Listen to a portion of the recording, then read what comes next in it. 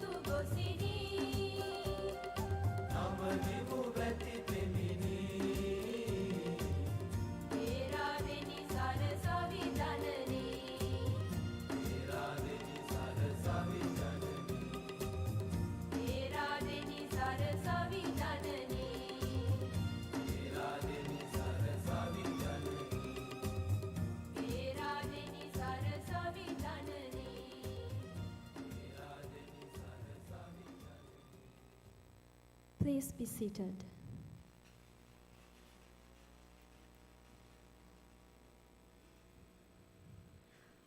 To kickstart today's proceedings, we have one of the Congress co-chairs of PeMSARC' 2023, who is also a consultant respiratory physician and senior lecturer in medicine. His research interests are in extrapulmonary tuberculosis, respiratory allergy, and asthma, and air pollution and occupation health. Ladies and gentlemen, please welcome Dr. Duminda Yasaratne to address the gathering.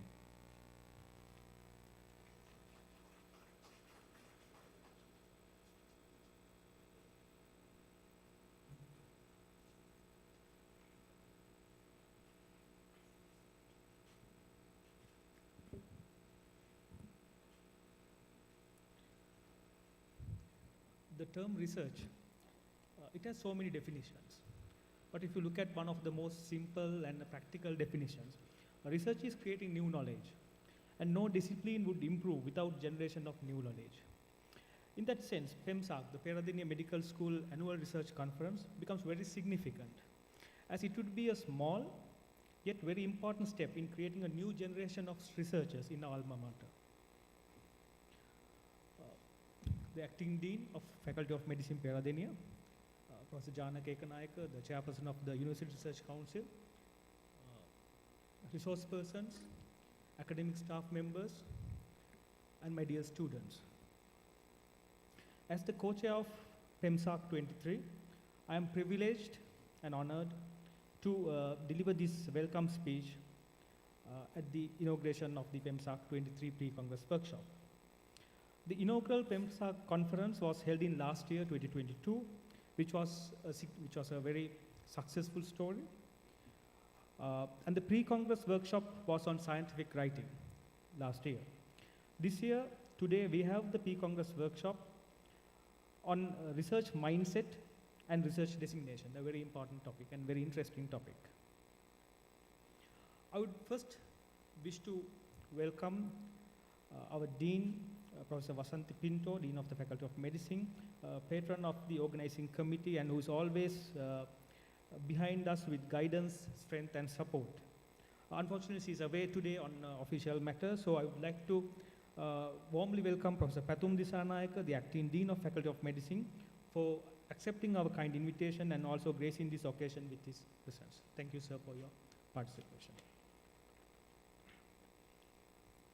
I would also like to welcome the resource persons, Professor Janaka Ekanayake, the chairperson of the University Research Council, Dr. Samidhi Navaratna, my co-chair of the organizing committee, and Professor Veranja Lienapatirana, Dr. Kirti Disanayake, and Dr. Damsara Nandadeva.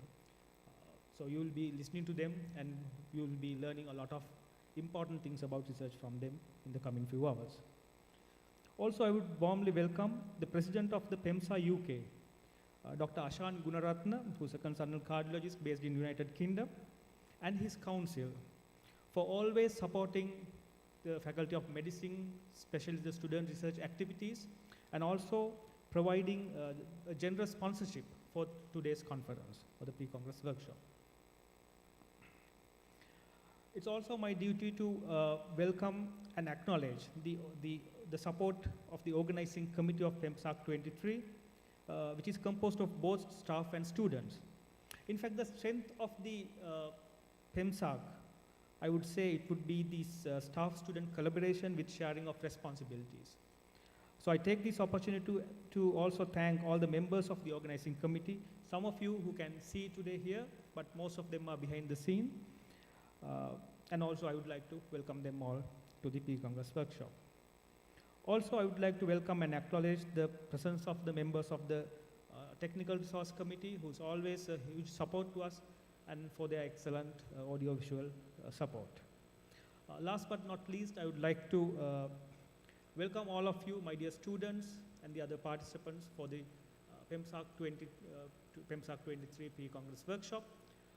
I wish you a very happy pre-Congress workshop and also a successful conference coming in next month. And also I would like to take this chance to invite you all to the full conference that is coming in the month of September. Thank you very much.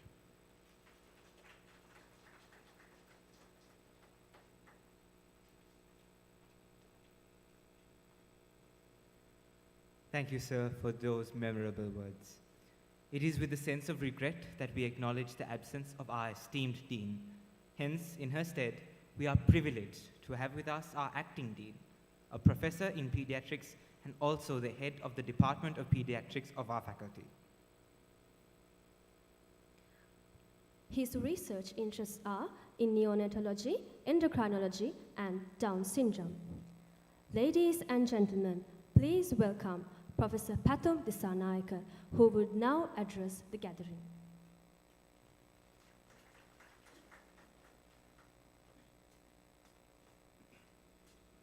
The distinguished guests, the students, the staff members, thank you very much for this opportunity.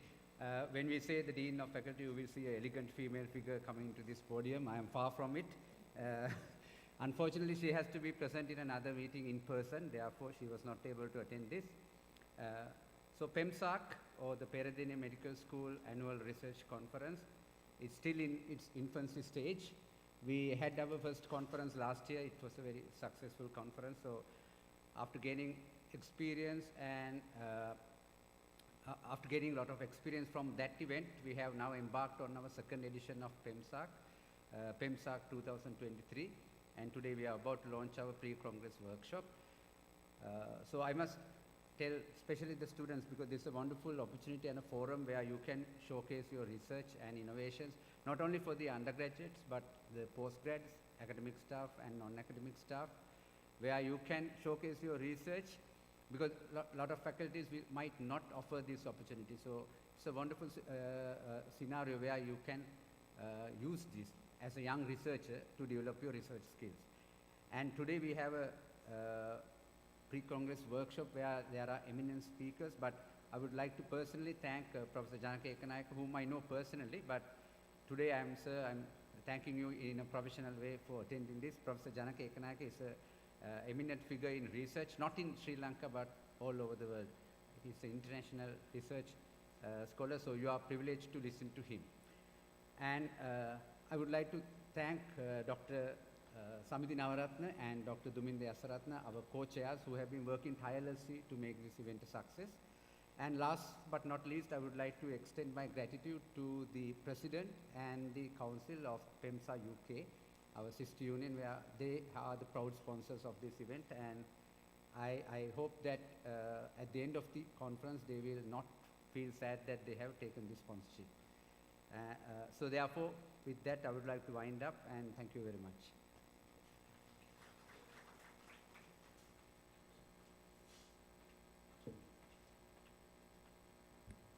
We are grateful to you, sir, for your words of inspiration. Next up, we have a fourth-year undergraduate of the Peradeniya Medical Faculty who successfully completed his first undergraduate research project on neurophysiology. He is also the student chair of PeMSARC 2023, and with that, we cordially invite Mr. Sachit Karagala to address the gathering.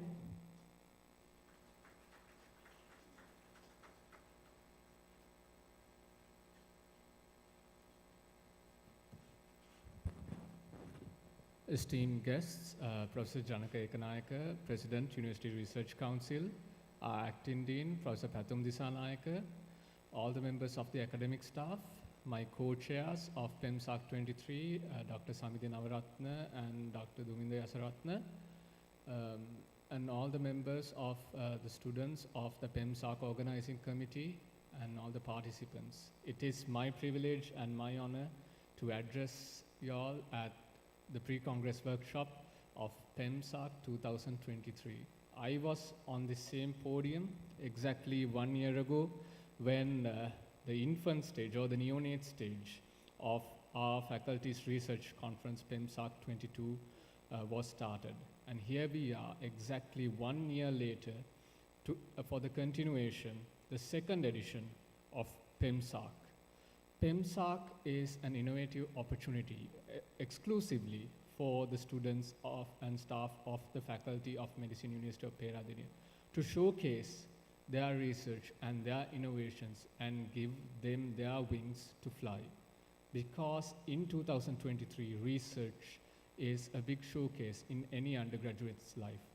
And it is an important component in our postgraduate life as well, whether you pursue an academic pathway or a clinical pathway. For us, in our role to give back something to the medical profession, to our education, and to the scientific community. And thus, PeMSARC believes that it's very important that undergraduates, my fellow colleagues sitting in the physiology lecture theatre today, to start your research journey, not just by your undergraduate project, but also other projects as well. And so we organize this pre-congress workshop about research mindset and research dissemination to allow you the first steps in how to properly formulate your research, as well as get a publication. Make sure that you do add something to the scientific community. And with that, I am going to keep my address brief. Over to you, moderators. Thank you.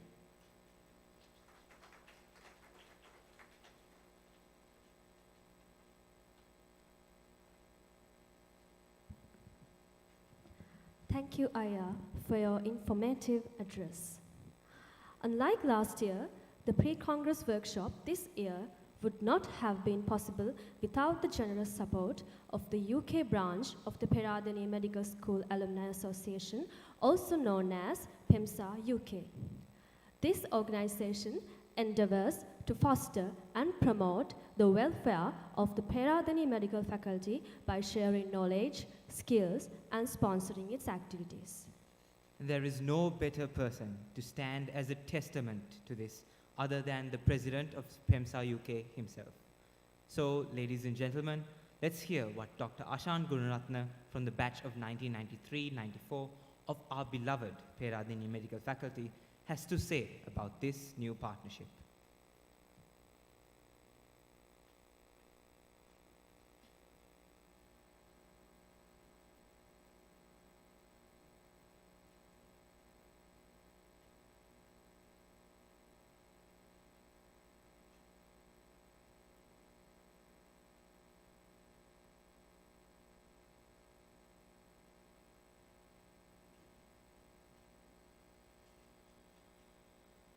Good morning, everyone.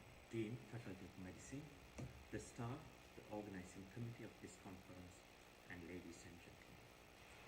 As the president of Peradeniya Medical School alumni in the UK, it is a great honor and privilege to address you all this at this prestigious pre-congress session of annual research conference. First and foremost, I would like to congratulate Dean Professor Vasanthi Pinto and the organizing committee of the research conference for providing a platform for students, academics as well as non-academic staff to share research, knowledge and improve research skills. As we all know, research is the cornerstone of progress in medicine. The value of research in medicine cannot be overstated. It is the driving force behind medical advancement, leading to improved patient outcomes and quality of life. Research empowers us to understand diseases at their core, unraveling the mysteries that have plagued humanity for generations. With every research project we undertake, we contribute to the global pool of medical knowledge, expanding the boundaries of human understanding. Furthermore, research fosters a culture of critical thinking and intellectual curiosity among our medical community. By engaging in research, we hone our analytical skills, learn to challenge assumptions, and cultivate the spirit of innovation. This is in turn strengthen our ability to adapt to the ever-evolving landscape of healthcare and empowers us to tackle new emerging challenges head-on. The impact of research also extends to medical education institute like this. It enriches the learning experience of students, exposing them to frontiers of medicine and encouraging them to become lifelong learners. Research instills a passion for inquiry and provides a platform for the next generation of medical professionals to contribute to the advancement of healthcare.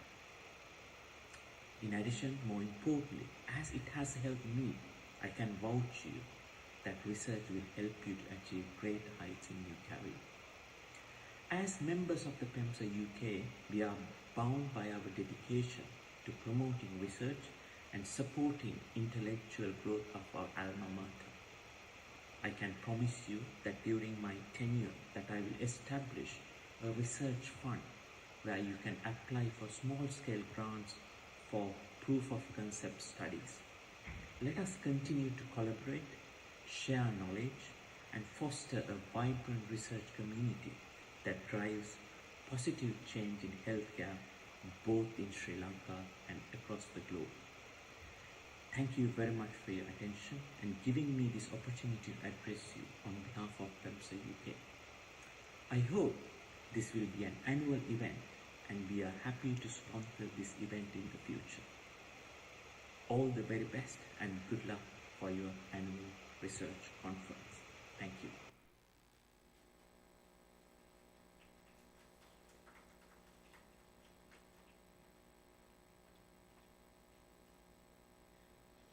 Thank you, sir. We appreciate all that PeMSARC UK has done for our faculty. I now invite the student chair, Mr. Sajid Keragala, and the student secretary, Mr. Shakti Senaratna, of PeMSARC' 2023 to take their seats at the head table.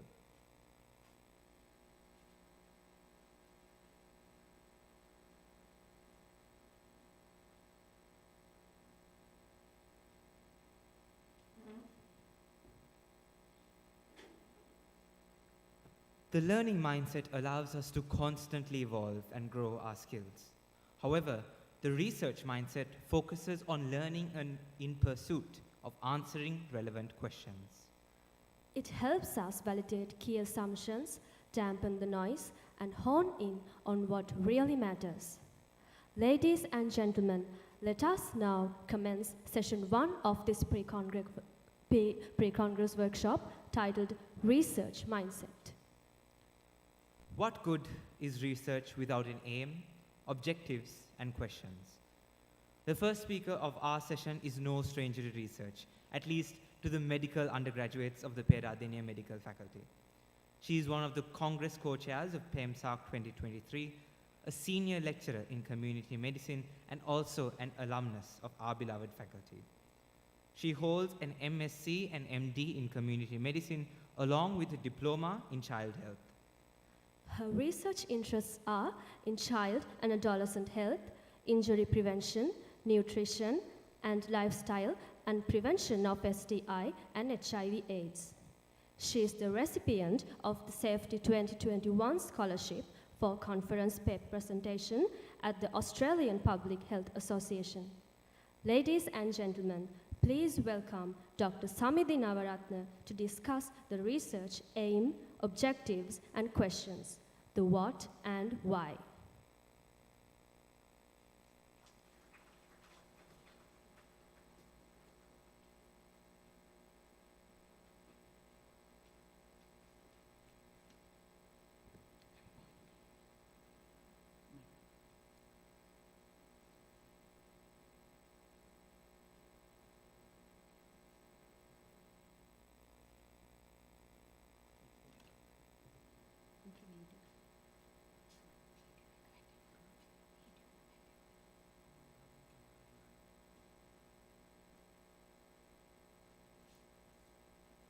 Thank you.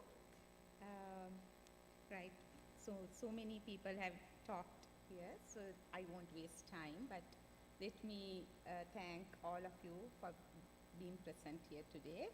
And as the first lecturer, actually it's a very complicated type of a title I've been given by the students. So I too had to do a little bit of research on this. But then I figured out it's almost the same, what we are already teaching y'all. So as the person who is actually teaching y'all the research methodology, I have taught y'all all this, but anyway, let's recap whatever we have learned. So the topic given to me by the scientific committee was the golden thread, research aims, objectives, and questions, the what and the why. Right, so the outline of the lecture would be, I'll introduce the concept of the golden thread in research. That would be like addressing the what in the title. Then the importance of this concept, that is addressing the why, and translating a clinical problem into a research question and setting smart objectives. So let's start with the first objective of this lecture, to introduce the concept of golden thread in research. Right? If you can remember, going back to the title, I had a what component there. So let's see what this is. So the golden thread of the research refers to the central theme or the main focus of the research that runs from the inception of your research until it's published. So it's kind of, something that binds all the elements of the research together basically around a main theme. So it's the core idea or the concept that connects research aims, objectives, and the question together into a bundle, right?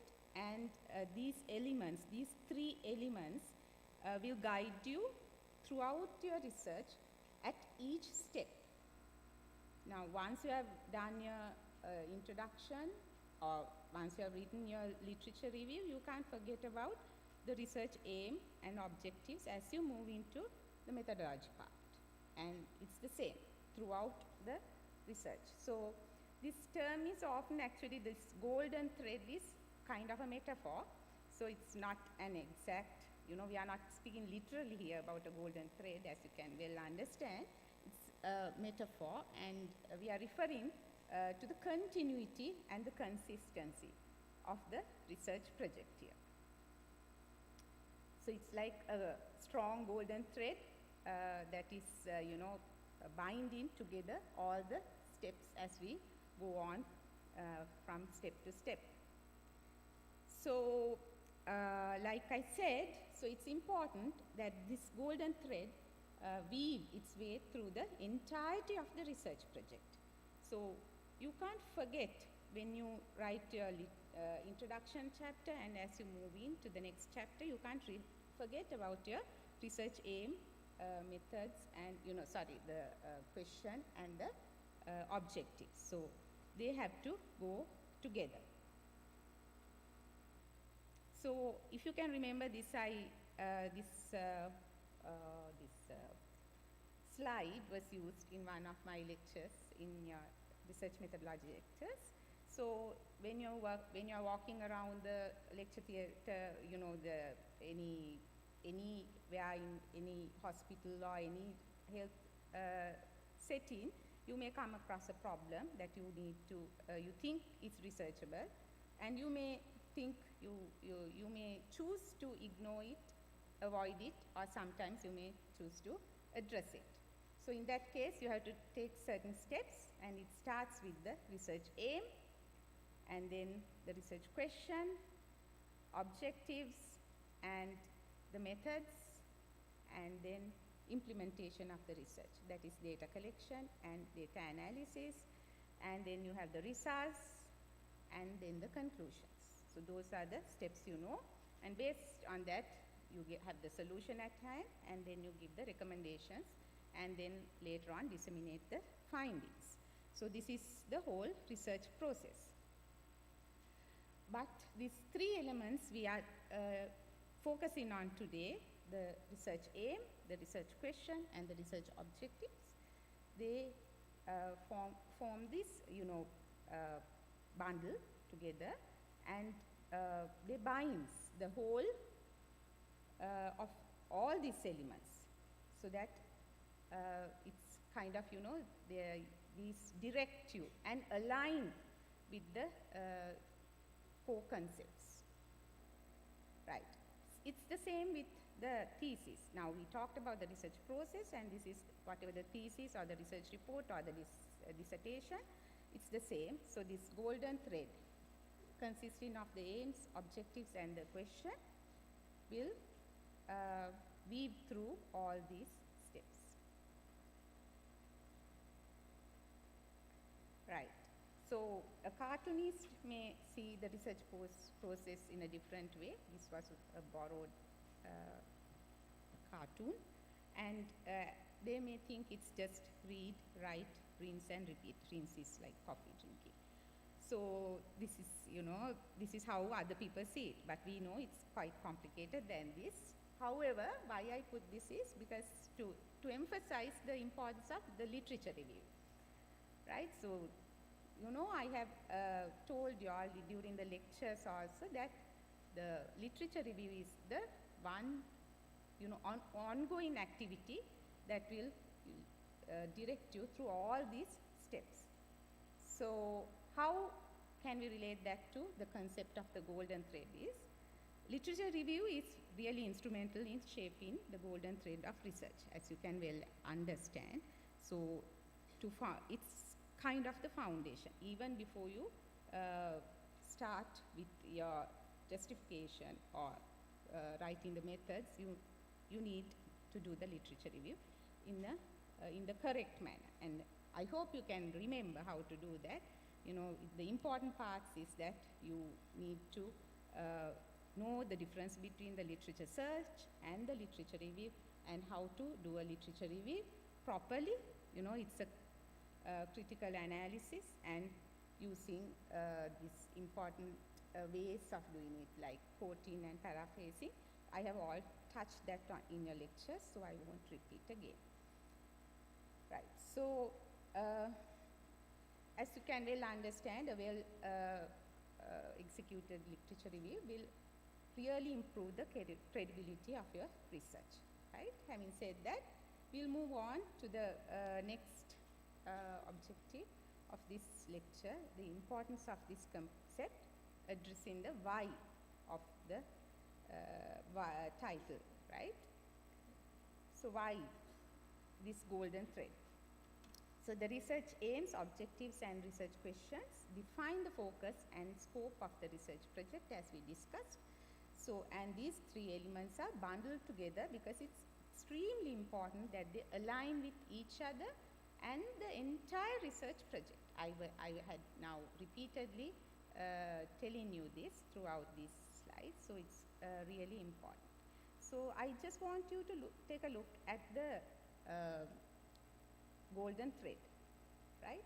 So as you can see, there are two strands intertwined, right? A golden strand. So let's see what this means. So if we kind of untangle this, you know, two strands, then you see there are two, one can be this theoretical strand, that is your conceptual framework, the theory part, right, with what you gather from your literature review and the theory behind your research question. Then you have the analytical strand, that is how we are going to analyze this, be it qualitative or quantitative. But as you can understand, these two can't exist without the other, right? So you can't frame your research question using the theoretical strand without thinking how you're going to analyze. So you need both the theoretical part and the analytical strand to form the golden string. So, but you know, there's a what and why in any research other than, you know, this concept where this golden thread comes in. So usually when we refer to what in a study is the scope of the research question, and then why is the significance of the study, that is the justification. So this is what we usually refer to, and then you have this how, that is your methodology, and when, the timeline, and occasionally you use the where, right, meaning referring to the study setting. So let's move to the third objective, that is translating a clinical problem into a research question.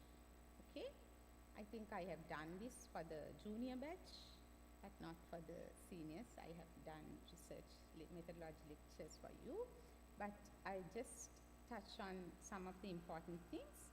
So translating a clinical question into a research question involves a lot of steps, but basically you need to identify the problem and the clinical question. So let's say you want to test whether when you are in practice, you want to see whether drug X is better in pain management than the existing drug, right? So you put it into a question format first. So in patients with a specific type of chronic illness, is drug X more effective than the current standard treatment in reducing pain intensity and improving overall pain management? So in this case, we need to consider the PICO format, right? So this I have introduced. There are so many variants here. The PICO can be expressed as PICOT, and sometimes if you don't have a comparison group, then it can simply be PO, right? PEO. So here PICO stands for P for population or patients, and I for intervention, and C for comparison, and O for outcome. So there are, you know, so many practice questions in the internet, but the students wanted me to do a quiz through the Mentimeter here, but I don't have time for that. I think Damsara will do a session on that, but session on Mentimeter. So I'll just keep that. And so determine the research objectives. So then you need to know how to translate that into a research objective. So we'll talk about the research objective in few of the slides later on. So it is, if you just for this slide's sake, I have put it down to compare the efficacy of drug X versus the standard treatment in managing pain among patients with a specific type of chronic illness, right? So the important thing is now, because now we are talking about the golden thread here, so how it's related to that is, so you have to review and refine your research questions and the objectives, because you know, as I said before, the aim, research question and the objectives have to align with each other and then with the other steps also. So you have to go back and check on these facts and see whether they are concise and clear for the reviewer.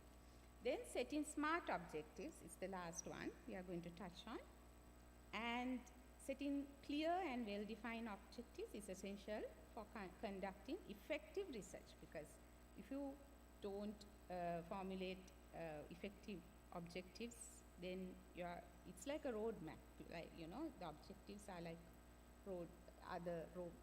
can be considered as the roadmap of your research project, and then if you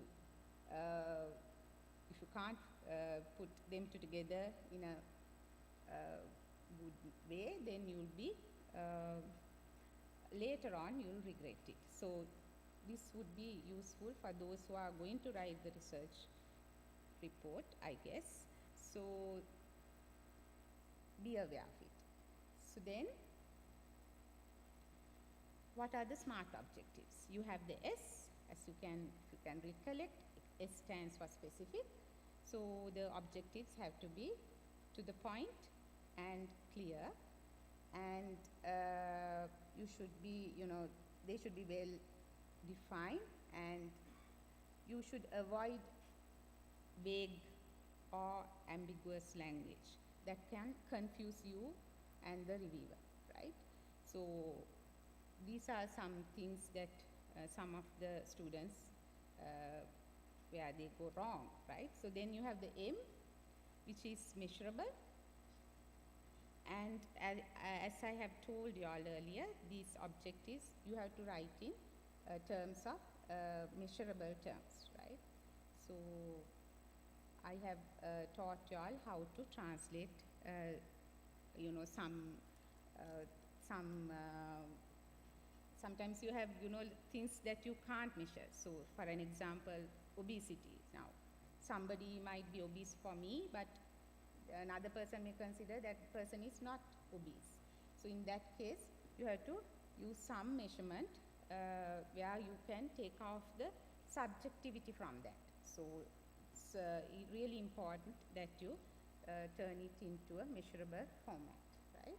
So in that case, we use the BMI for that, right? So then we have the A, which is the achievable nature, and then you have the R, that is the relevancy, and T, the time-bound nature of the objectives. So just recapping on what you are already, you know, you are good at. So then you have to prioritize the objectives, and particularly if you're having a long list of objectives. So then you have to consider the ethical considerations and see that they are also, you have to ensure that the objectives align with the ethical principles and considerations, particularly because you all are using human subjects.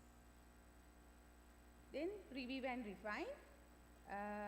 Always share with your colleagues, and always discuss with mentors and supervisors and advisors.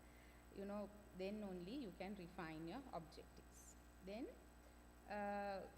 you have to finalize the statements, the objective statements, and make sure that you convey clear messages, right? A clear statement of as an objective, and that you use it at each stage of your research project. So in summary, we discussed about the golden thread of a research, the what and the why, and how to translate a clinical problem into a research problem, research question, and objectives. So I think that's about it. It's quite a boring session, I know. But then these are the things that you have already learned. So it's just like, looking at it in a different perspective. That's all. So thank you. So I'll hand over to the next lecturer. Thank you, madam, very much for your informative lecture, especially about the SMART analogy. Can we have a round of applause, please, ladies and gentlemen? And since we have a little bit of time, we would like to entertain any questions from the audience, if there are available, which you may ask from Dr. Navaratna.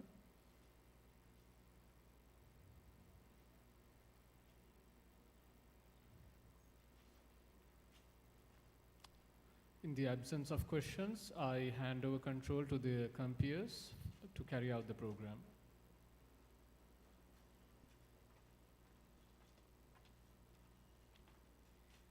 Thank you once again, madam, for that captivating talk. We would now like to invite Dr. Lakshika Patirana to award the Certificate of Appreciation to Dr. Samidhi Navaratna for her contribution today to today's event.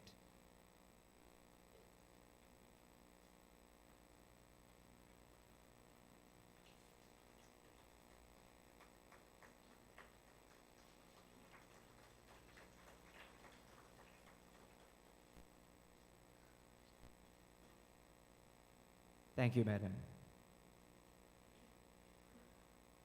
Our second speaker for this session is a senior lecturer in anatomy and also the head of the Department of Anatomy of this faculty. He is also an alumnus of Peradeniya, an MPhil holder, and has an MSc in Human-Assisted Reproduction and Embryology.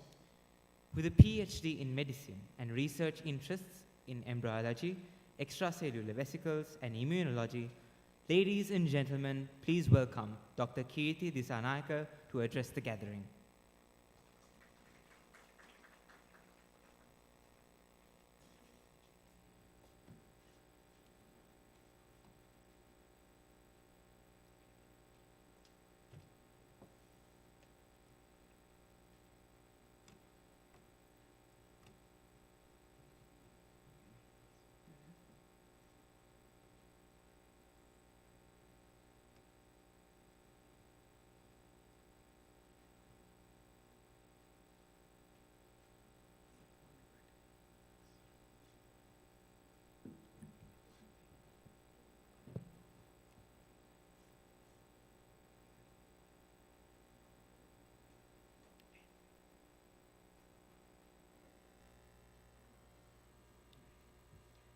Thank you very much for your kind words of introduction. Good afternoon, ladies and gentlemen. Let me first thank the organizing committee for inviting me to deliver this particular talk about the research paradigm and analysis. For a moment, I was wondering when I got this topic, what I'm going to talk about it, but for a moment, then the next second, I thought that yes, if this is what the demand of the student, then I had to talk about this. And I know it's going to be a very challenging topic, but yes, I think we'll give a try, right? So we'll see we will see. I'll try to make it more interesting to you, but yeah. So these are my presentation outline. So I'll be talking about what is a research paradigm, the pillars of research paradigm, what are the common examples of them, and the analysis. Well, now in this particular audience, now we have researchers of different ends, right? So we have research newbies here, right? Then of course we have the giants in particular research in their respective fields, like Professor Janaka Ekanayake. So this is a big spectrum, right? Now, I know most of you have started your research and some have at least completed one of your research, right? So in any of these research entities, what is known to you is that the research technique, right? Now this is what is visible to you, right? You may have answered questionnaires, or you may have been interviewed by others, right, in terms of research. So research technique per se is what is something that is familiar to you. But if you take research as a whole, right, but there are so many other things that you don't know. If you try to resemble a research to an iceberg, the research method is something like the tip of the iceberg. But on the other hand, there are certain things that you don't see, which is below the level of the water, right? So for example, the research philosophy, the research methodology, and all, right? So here in this particular topic today, what I'm going to talk to you about is something which is below the level of water, according to this iceberg. So it is about the research paradigm. So what is research paradigm? I'm sure many of you have heard something called paradigm shift. Have you? Yes, you have heard the term paradigm shift, right? But probably you may not have heard of something called research paradigm, but of course, you may have unknowingly using this concept of research paradigm in your research. By definition, the research paradigm is a kind of a philosophical framework which includes ideas, different beliefs, and different biases, which that forms the basis of your research. If you go back in the history, who brought this the terminology, the research paradigm? In 1962, Thomas Kuhn, one of the great research philosophers of science and a historian, authored a particular book which is said to be the structure of scientific revolution. Now this particular book, right, said to be one of the greatest writings in the 20th century, and which has revolutionized the way how people have thought about the philosophy. So in this book, he came up with this idea of research paradigm. The idea of using the term research paradigm was to indicate the philosophical way of thinking. So how philosophically you think about certain elements. So according to the Kuhn, what he said about the research paradigm is as a set of common beliefs and agreements shared between scientists about how problems should be understood and addressed. So that is the kind of perception that Thomas Kuhn had at his first this particular book. Afterward, this concept or the concept of research paradigm was used by the researchers worldwide. It is in the same book that he came up with this notion, the paradigm shift. Well, more about the research paradigm. So it's a kind of a research, it's a kind of a framework into which different types of your theories and practices that you can fit into your research plan. A paradigm per se guides all your research areas, right? So if you are coming up with a research question, and then if you are planning for a research, this so-called research paradigm would help you to develop your research question, the aims of the study, the instruments to be used during the research, and the analytical method. Still, you may find it difficult to understand, but as we go on, you will understand what is this research paradigm is all about. Well, the research paradigm per se, right, is characterized by, if you are thinking of a particular research, this particular research paradigm is characterized of your particular discipline as well as your personal beliefs. Now, let me take a couple of examples for you to show you what are these different types of research paradigms. Now, let's take an example. If you think of being a physical scientist, now say you are coming up with a particular idea, or you are developing a particular chemical, or say let's say catalyst, right? Now, if this catalyst, now you are expecting that this particular catalyst is going to purify your sample of water. So this catalyst have this property of purifying the water. So what in your study, what you're expecting is that either this catalyst would purify the water or not. So there is one particular reality in that regard. That's all. Either clean the water or not. So that is one research paradigm in that context. Now, see, if you are an educationist, maybe a medical educationist or somebody who is a research in the educational field. Now, in that context, right? Now, say if you want to do a particular study to investigate the effects of the educational status of the parents towards the level of education or academic success of the kids or the children, then in that case, you are not going to look into some black and white answers, like what you saw in this the catalyst example that I mentioned previously. In that case, your answer would depend on different beliefs and views. For example, you may look at the same thing from kind of a cultural point of view. You will look at the same thing in socio-economic point of view. So in that case, your answer would be not a single answer, right? So in that case, what you would see is different, different realities or multiple realities you would see. So in one example, you saw as a physical scientist, you saw a single reality, but on the other hand, as an educationist, you saw multiple realities. In both contexts, within that framework, what they are doing is correct, right? So this is a brief explanation about the research paradigm. Now, before moving forward, let me warn you, you will be come up with certain set of terminologies, right? Please don't go mad, right? Don't go mad. So I will explain one by one, because the philosophical talks are always associated a set of technical terms, right? So you don't have to be afraid of these terms or go mad. I'll explain one by one. Research paradigm. Now, historically, they said that the research paradigm, there are three pillars for research paradigm. One is said to be ontology, the another one epistemology, and the third one said to be the research methodology. I know you know what is research methodology, right, at least. But later on, these different scholars added to this another pillar which is said to be axiology, all right? Now, of course, I know you are coming up with three new terms here, the ontology, epistemology, and axiology, but they say that these are the four terms, or the four pillars that hold the whole research paradigm. All right, let me take one by one and briefly explain you what it is all about. Now, ontology primarily focuses on what is reality. Now, think of whatever the research you are doing. So, within that context, what is the reality that you are going to find the answer, right? So, there should be one particular reality, right? Or what is the nature of this particular, what is the nature of the reality if there is any, right? Or is there a single reality, or are there multiple realities? Or is there any reality at all, right?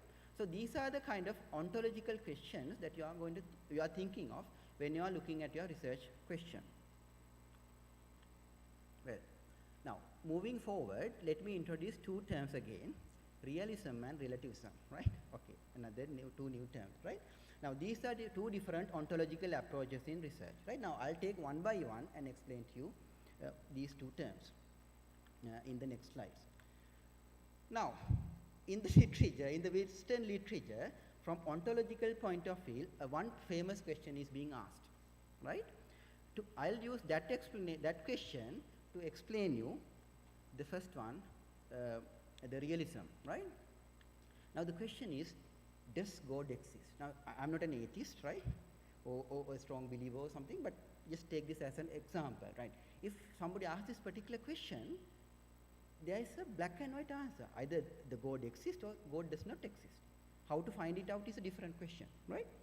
Right. Now, what happens to us when we die? What happens? Right? This is another ontological question that is something that I can raise at this point. Now, think about the research that you are doing. I know most of you are medical researchers, right? I label you as medical researchers, right?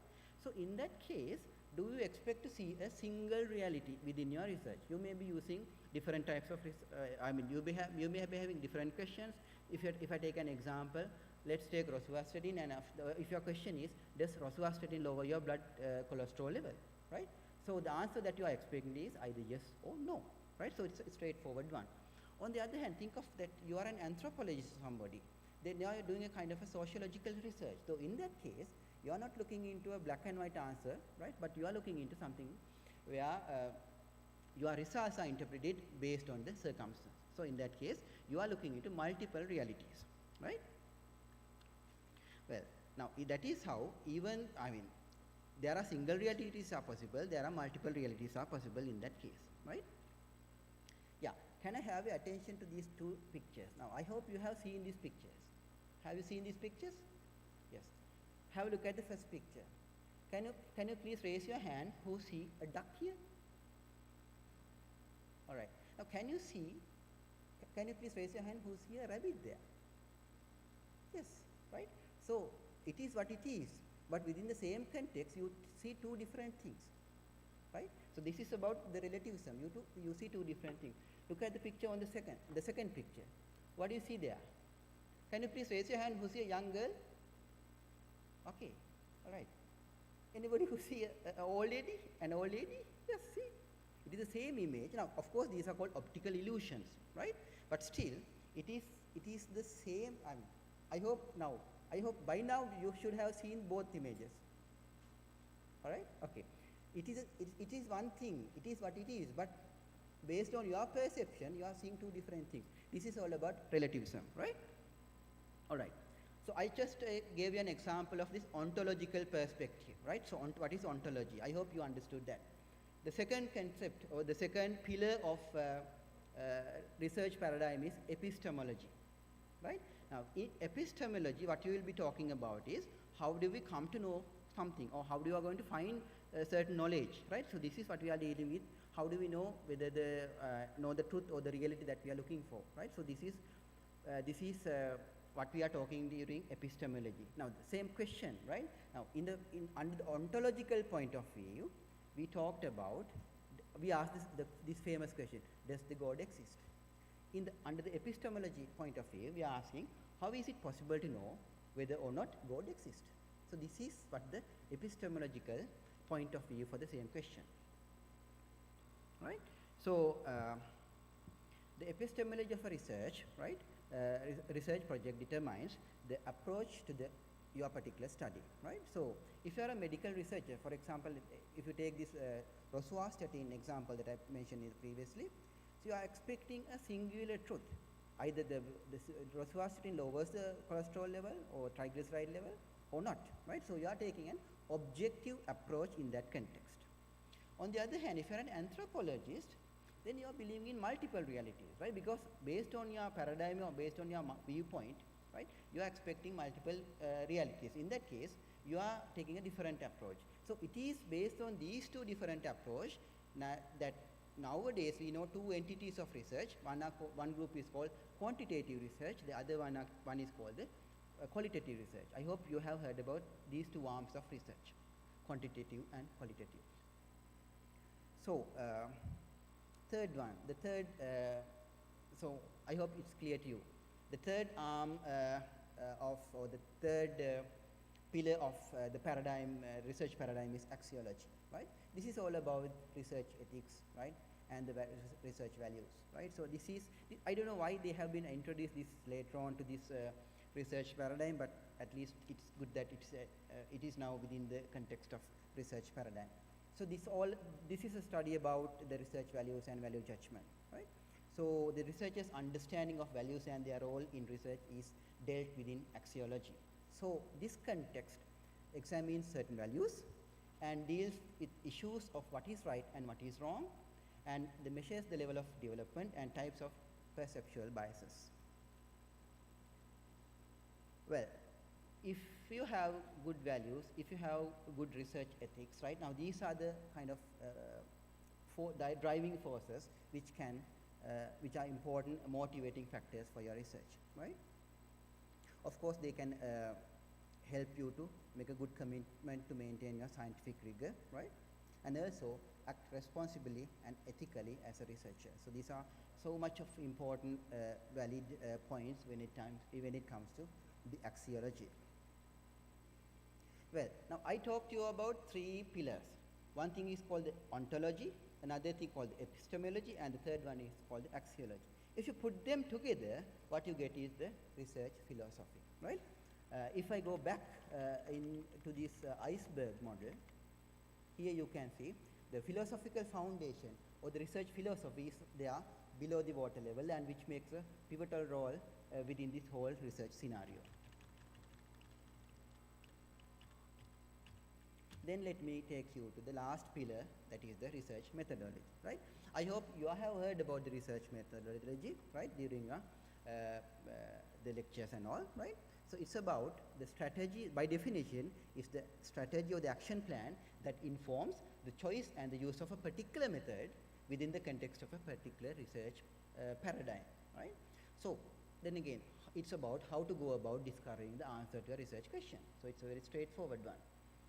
So else we can say how to conduct the research and demonstrate that the findings are valid. Well, coming back to these two types of researchers, the medical researcher. If you are a medical researcher, then of course you may conduct certain clinical trials, for example, as the way of finding answers to a particular research question. On the other hand, if you are an anthropologist, right, you may conduct certain observations or examine artifacts, or else you may set up certain interviews to determine certain aspects of reality. Right? Now, in that case, they may be expecting multiple realities rather than a single reality, which is expected by a medical researcher. So these are two different methodologies in that context. Now, you have research methodology, you have research philosophy. If you put them together, you get research paradigm. Now, I was talking about the framework of the research philosophy, the so-called the pillars of research philosophy. Now, why is it important? Now, if you have a research question, that means subsequently you have to develop a research paradigm, right? So, what is the advantage of having this research paradigm, right? So, fundamentally, the research paradigm is the one which forms the philosophical basis for your research, right? So, this is something you may not observe directly, but it is there as a part and parcel of your research. Then again, it helps to lay the structure and foundation for your research project. Then again, if you have a good sound understanding about your research philosophy, in the next term, it enables you to select a better and appropriate research methodology. Then again, the third importance is it is going to increase the quality of research as well as the performance in your analysis. Oops. Right. Okay, so the last few slides. Now we talked about advantages of research paradigms and the pillars of research paradigm. Now let me take you through three different research paradigms. One is called the positivism, right? Then called the constructivism, and the third one is called the pragmatism, right? Now these are three different examples of research paradigms, and of course there are different derivatives of these paradigms, but I'm not going to talk about these different research paradigms, right? Now, the proponents of positivism, now they are a group of researchers who are expecting a single reality, one reality, right? So you medical researchers, in most of the cases, you are expecting a single reality, right? So you are using quantitative methods to find answers to these questions, and then of course, at the very beginning, you may be having a particular hypothesis. So your research is all about either proving or disproving this particular hypothesis using different statistical methods. So primarily what you are trying to investigate is to find the existence of a particular relationship between two variables, right? Rather than the what is the reason behind that. So this is the kind of approach that many of the medical researchers are taking. So it's called positivism. So the same example is you may take a randomized control trial to see the effectiveness of rosuvastatin over atorvastatin. Just an example, right? To see which is superior in terms of controlling the cholesterol level or the triacylglyceride level, right? The next level is the constructivism, right? Now here, the proponents of the constructivism, they are not expecting a single reality. They are expecting multiple realities, right? So their approach is somewhat different from those who are having the positivism approach. So what they are expecting is, they are looking into multiple realities. So what they want is to understand they look into the same question using multiple perspectives and look into the subjective experience of different individuals. So what they are using is a qualitative research method. So their aim is to understand their aim is to answer to the question why is it happening, right? Something like that. So constructivism is another research paradigm. So what is the example of kind of a constructivist research paradigm with a constructivist approach? Now think of rheumatoid arthritis as an example. It's a chronic debilitating disease, right? Now it can affect the quality of life. It can affect their day-to-day activities. So if you want to investigate how this particular disease has affected the quality of life and the day-to-day activities of a patient population, then you may be taking a qualitative approach in that regard. So this school of thought, the constructivism, is the ideal research paradigm in that context. Well, the third version is a kind of an hybrid version. There the researchers look into the, a kind of a combination of both the positivism as well as the constructivism. So these researchers, they are not looking for a single, neither for a single reality nor for the multiple realities, but they are analyzing their reality in the context of something changing, right? So something changing. So they are kind of interpret their reality continuously, right? And see how, depending on how the circumstances change, they kind of change their approach. So as I mentioned, the pragmatists often combine the positivist and the constructivist principles within the same research. I was wondering what is the best example for the pragmatism, right? Now let's think a researcher thinking of a new medical intervention, right? Research is coming up, a particular research about a new medical intervention, right? So as a positivist approach, you can think of investigating the effectiveness of this particular intervention. So it's a positivist approach. On the other hand, you can look into the patient's perception, right, or personal views about this new medical intervention and conduct the so-called constructivism-based research. So within the same research project, you would see the both qualitative and the quantitative approaches, right? So put them together, right? So this is my last slide. So depending on the research paradigm and depending on the research methodology, your approach to the data analysis would differ, right? So if you are having a positivism or positivist approach, so if you are conducting a quantitative research, probably you will be taking you will be taking this descriptive or inferential statistics for the analysis. On the other hand, if you are thinking of if you are the line of thinking is constructivism, of course, then you will be conducting a qualitative research, right? Then of course, different approaches for this qualitative data analysis are existing, these content analysis, right, narrative analysis and all, right? So this is the kind of different analytical approach you are taking. If it is a pragmatism is the research paradigm of your particular study, then of course you are taking a mixed method, then of course both qualitative and quantitative approaches would be taken for the data analysis. And so that's about the data analysis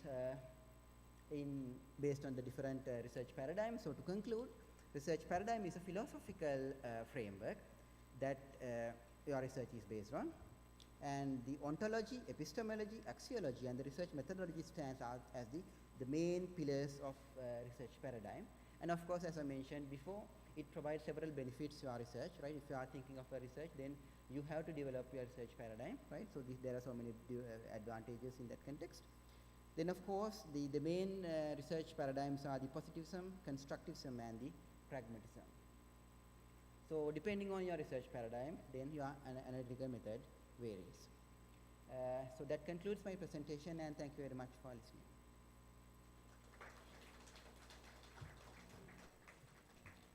Thank you, sir, for that rather philosophical presentation, enlightening us about the aspects of research that we didn't know before and which will be rather useful. So I'll hand over control back to the MCs to hand over the certificates.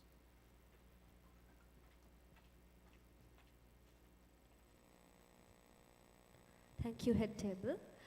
It is our honor to invite Professor Janaka Ekanayaka to award the Certificate of Appreciation to Dr. Kirti Disanayaka for his contribution for today's event.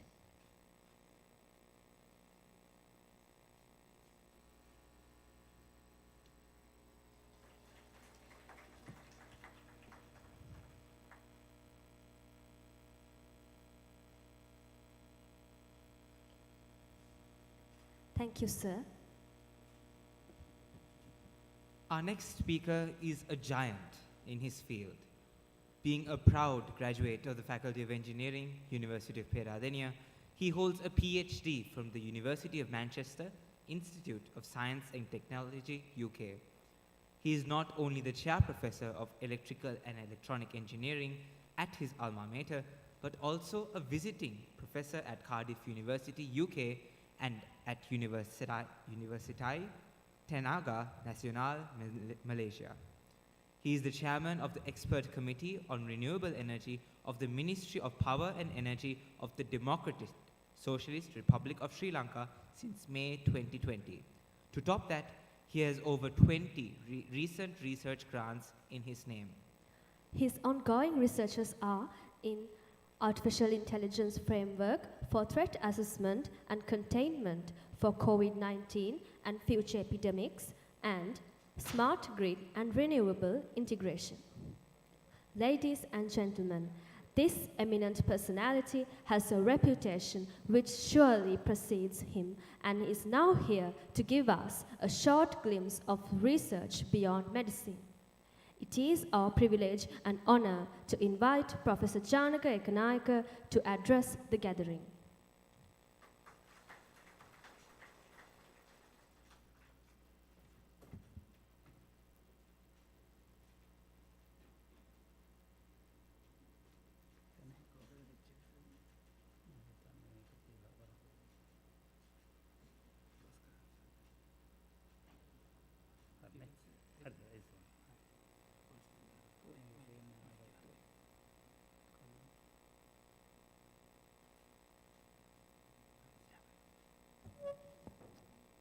Thank you for that introduction. For me, of course, sitting in front of a podium is irredana wage wedak, but I'll try my best to do this presentation. The topic given to me was the research beyond medicine, a short glimpse. In fact, I will show you very soon. I didn't know anything about research methods when I was doing my PhD. I didn't know any of the topics the previous researchers were talking about. Well, that's the engineering research. Engineering research, you go to a lab, build something, produce a thesis, and get a PhD. But now, as a researcher working with many disciplines, I also start learning these things, and today was a good opportunity for me to learn these various terminologies, which I have never heard unless my wife's time to time telling epistemology, ontology, and those kind of things. But I don't know them. Today only I knew them. So that's a good opportunity for me. Thank you very much, for especially the organizers for inviting me to deliver this talk.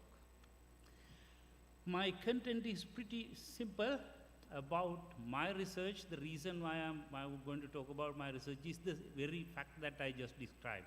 Now I am no longer doing lab-based, sitting in a lab and doing research. I now work with too many other people. So I'll talk about a little bit of that, and then I will talk about a particular project that we have been doing to show you where the research is. Yeah, as a medical researcher, you may think that you also can stay in a lab and do things, but it's going beyond that. So that's what I'm trying to do using a case study. So this project which we obtained, we got a large Canadian grant to look at AI application, artificial intelligence application for COVID. And this was it's a consortium of universities from Sri Lanka and Malaysia, and I was leading that project. And you can find all about the project from that website. If you just go to Google and type AI for COVID, that's our project which is coming up. So that has now got the kind of the recognition even in search engines. And this particular research is about engineering, medicine, and social sciences teams get together and trying to develop an AI engine. That is what I'm going to discuss today mainly. The second project is agrivoltaic project. As you may know that some of the plants need shading. So what they do is they put nets to provide the shading for these plants. Now what we are trying to do is not to use nets, but to use transparent solar panels. So that produce electricity while helping the plant. So that particular project is again engineering and agriculture.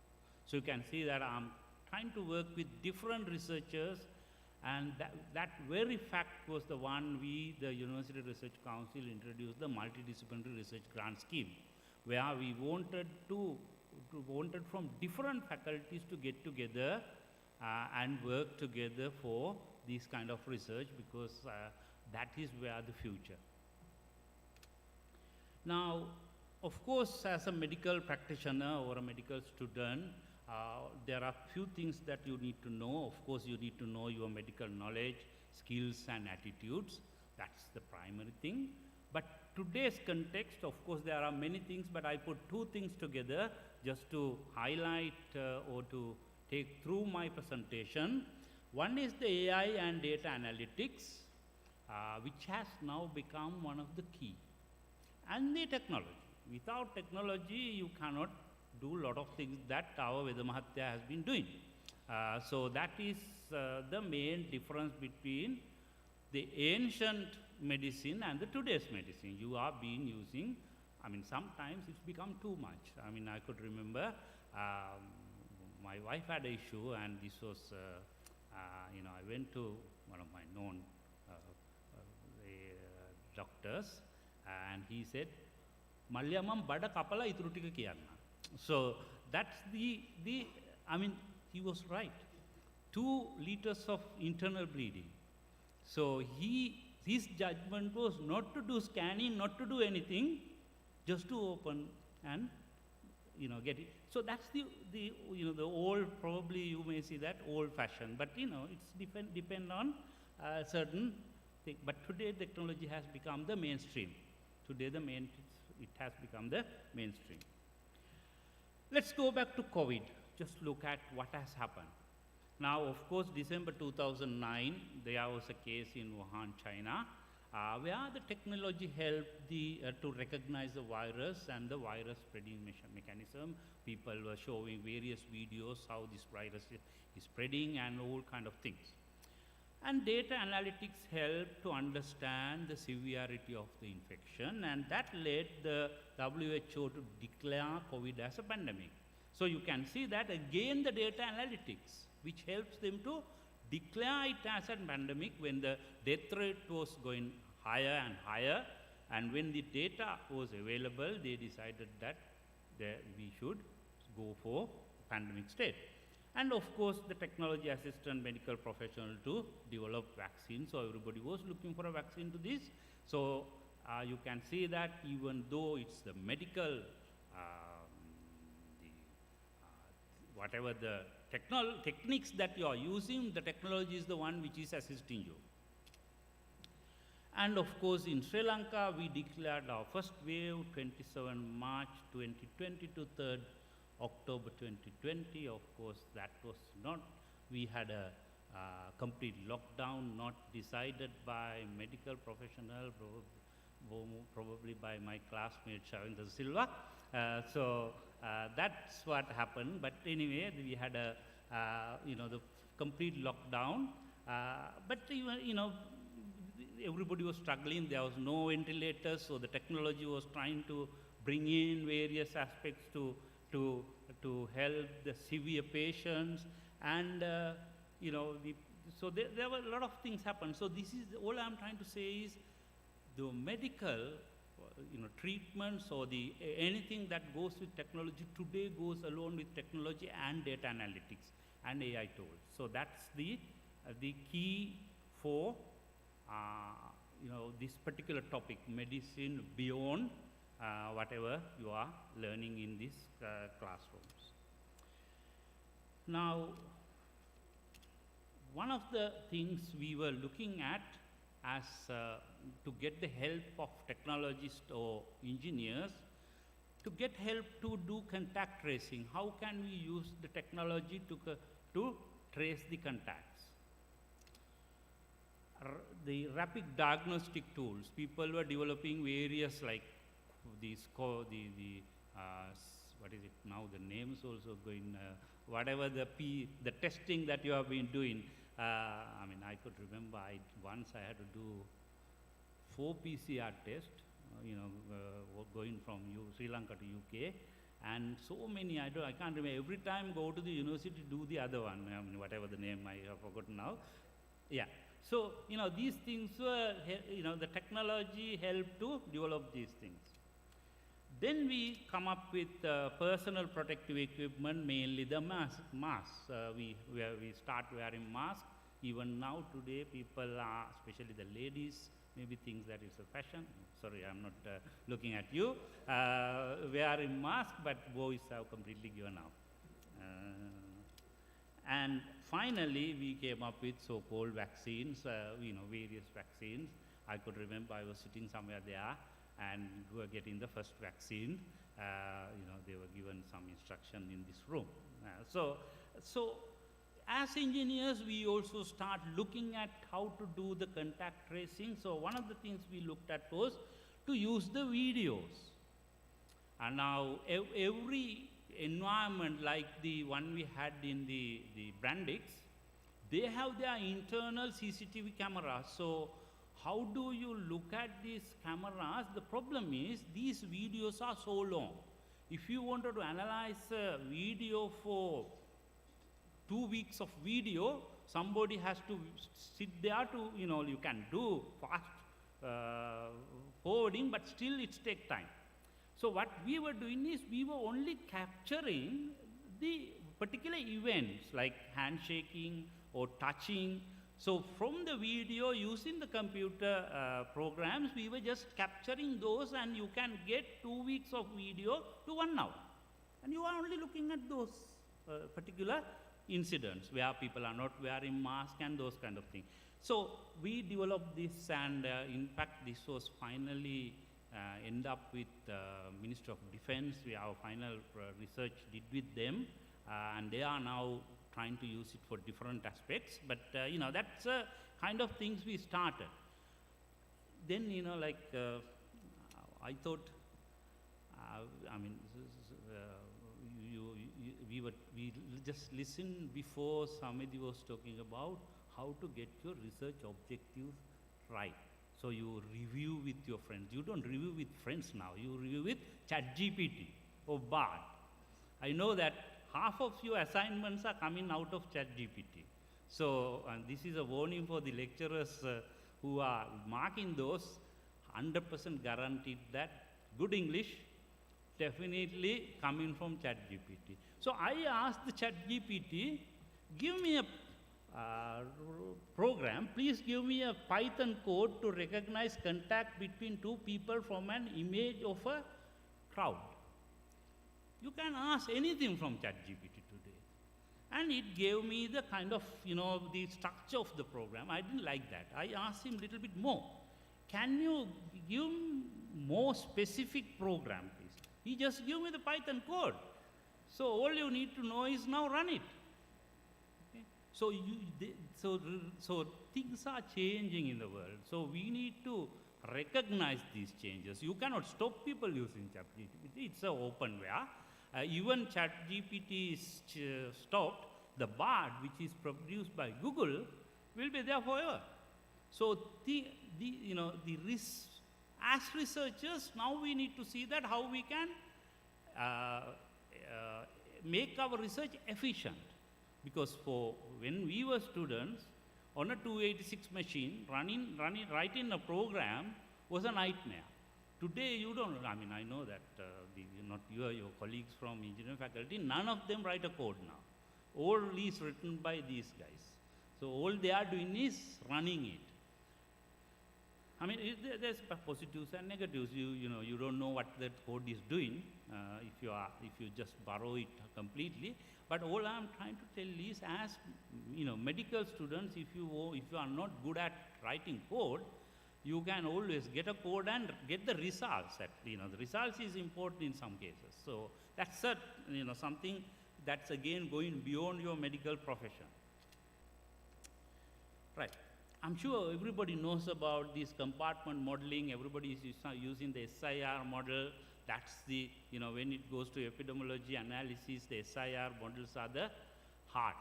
So you look at how the patients move from one compartment to another and look at these curves and decide how that particular pandemic, or whether it's a normal virus thingy, or something which is getting worse or something. A normal SIR model, of course, don't look at the differences in the population. It's a homogeneous model. Of course, there are heterogeneous models like SIRE, but of course, that's more complex. So what we thought was, why not go for an agent-based model, not a compartmentalized model, agent-based model. So we were looking at the entire COVID scenario in a different way.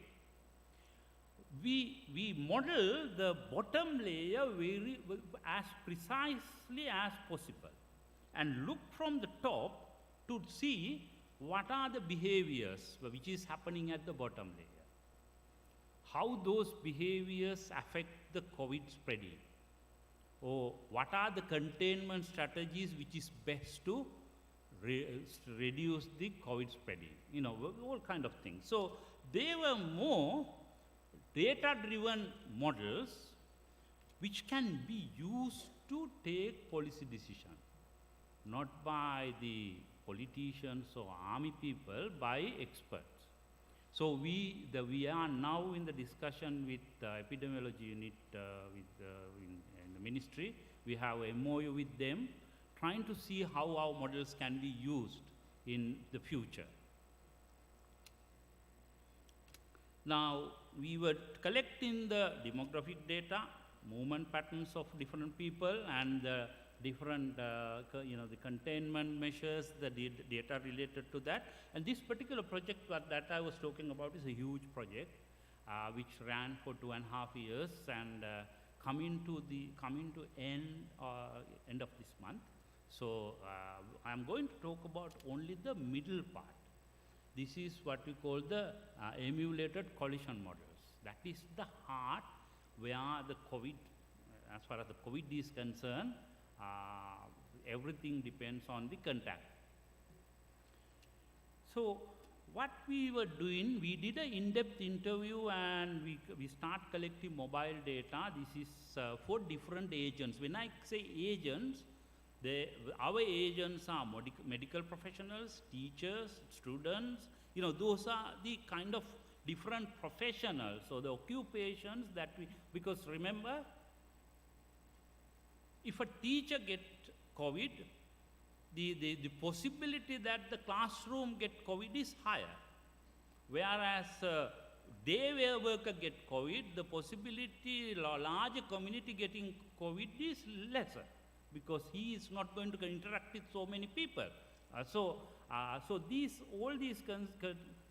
it will depend on the different occupations. So what we were really looking at is, can't you do the compartmentalized containments rather than doing the right across the country like this? So that kind of things we can model here. Also, we collected the realistic environmental models, different environments. So we are developing these environmentals. Right now, we develop the Kandy district in very details. I'll show you some of the things that we have been doing. So we collected data from 12,000 individuals. 12,000 individuals about the data related to hardships they had during the COVID period, about their education, about various other things, and also about the medical treatments and things that they received. This data, we are happy to share with anybody if, with some little agreement, but also we conduct some in-depth interviews and focus group discussions. So we are more into the mixed method, because we had more like at scale kind of, the quantitative data and a lot of qualitative data. And right now we are collecting a lot of mobile data to track the people's trajectories. So it's a kind of, I don't know where the mobile data comes with, the qualitative or quantitative. It's more technical data collection method. So I will leave with Kirti to put it in the right context. But So, a lot of data has been collected, a lot of data, and we are very happy, as I said, we will try to put all that in open source, but right until then, if anybody wants, we are happy to share them. Then we developed this simulator. This simulator can tell COVID progression, effect of different containment measures, effect of hygiene practices and vaccination, all that can be simulated this environment. Now, one more thing that we acquired from the project is a very powerful computer. Rather than talking about the power of the computer, let me tell in very simple terms, we spent $50,000 to acquire the computer. So you can guess how powerful the computer is. So that is there, and we are again happy to collaborate with anybody for any project, which are of course related, but we can let people to use these facilities. So the one of the key in the agent-based model is the environment where these agents are interacting. You need to model them in a very precise manner. So we went into the structure like that, start from a district going into rooms. So what we did was we have a tree structure. So the districts are the the highest level. From that you go into the urban zones, commercial sectors, buildings, and even we went into rooms inside the building. So you can do the way the program is written, you can emulate any environment you want to see what is happening inside a hospital, how things are, how contact tracing could happen inside that hospital premises. So that kind of thing. But of course, remember, you cannot, like, if you are trying to do people to people kind of contacts, it's going to be an enormous program, because you need to then model everybody. So this is a probabilistic model, a probability of one agent getting mixed with another agent. So that's a probabilistic model, and in order to develop this probabilistic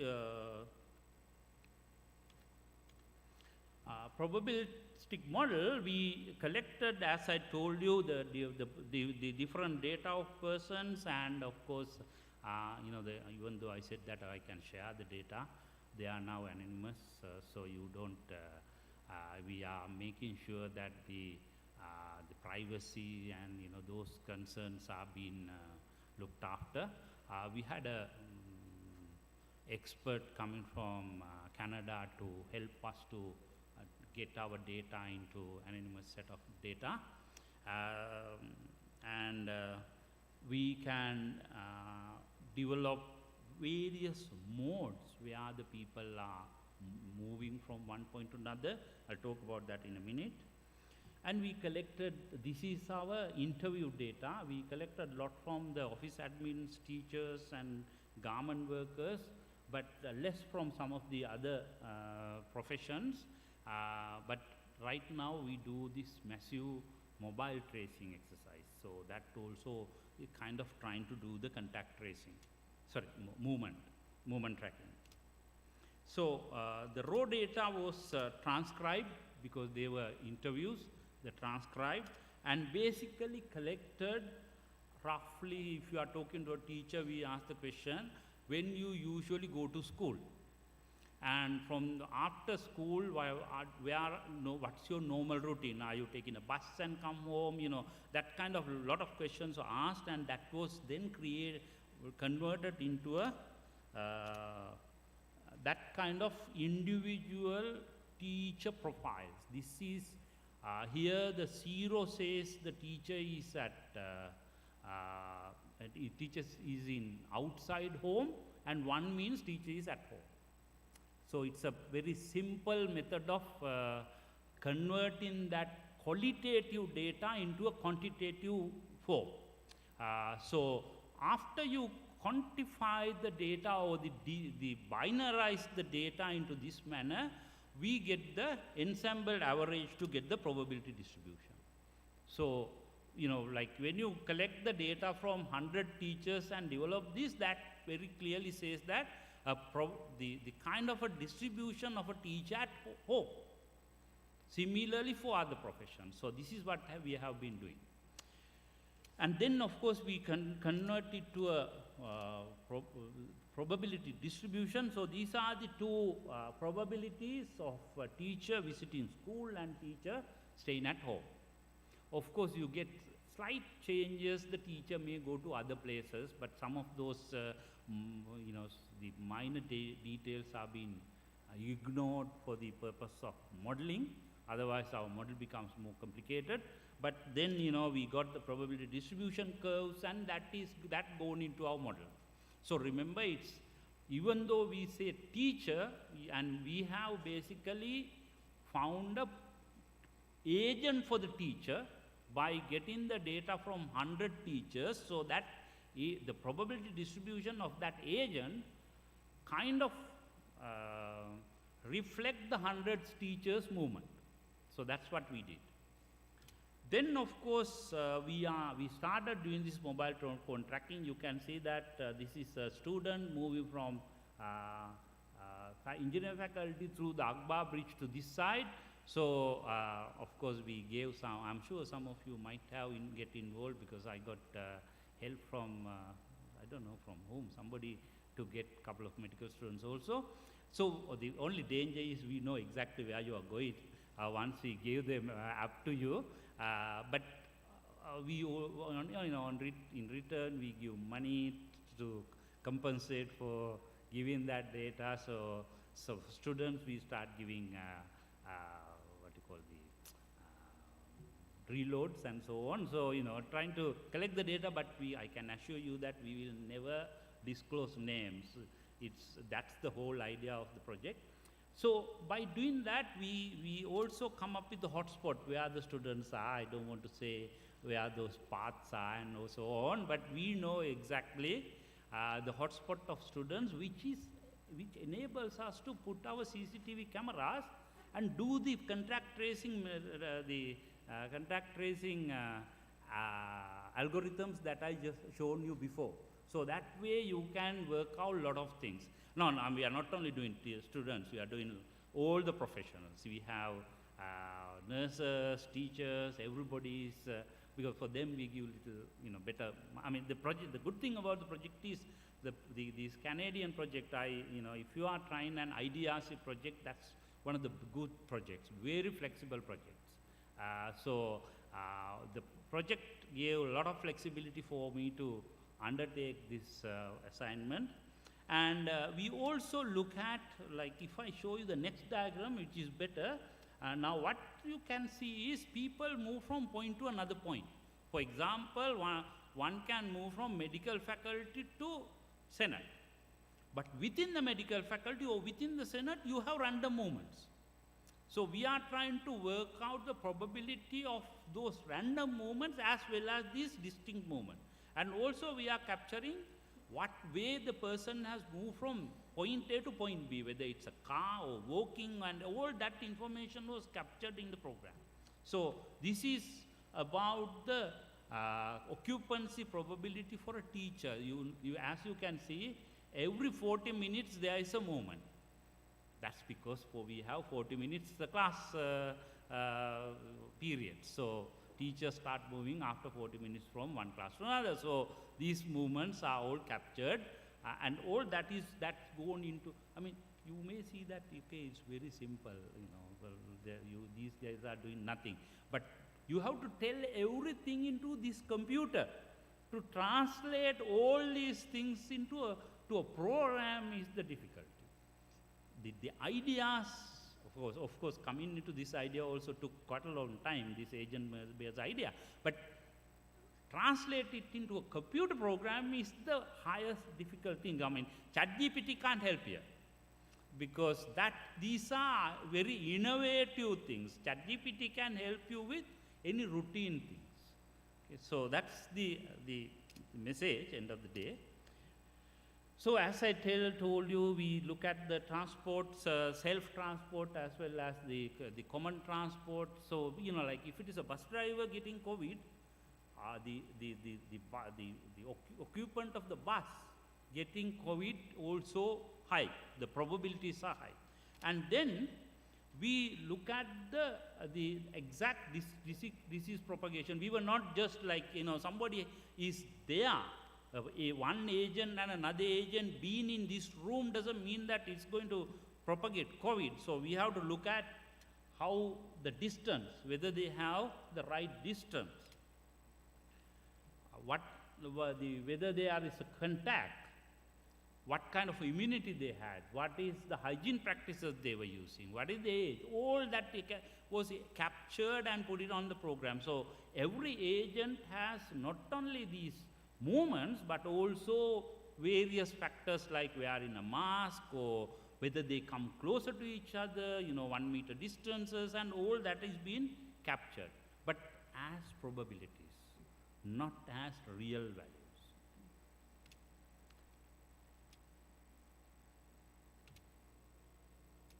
And this is where we need the experts' opinion.